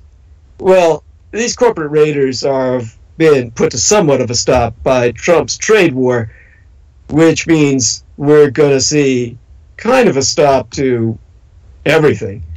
We'll talk more about such matters in the future, but coming up on Wednesday is my Halloween transmission. Now, I'm going to be here. I'll probably make it only 3 hours so I can dive back into the night. Obviously, I can't be absent the streets on Halloween. But I want you all to join me for the time I am here. And I promise, no matter what happens in the world, I'll talk Halloween subjects.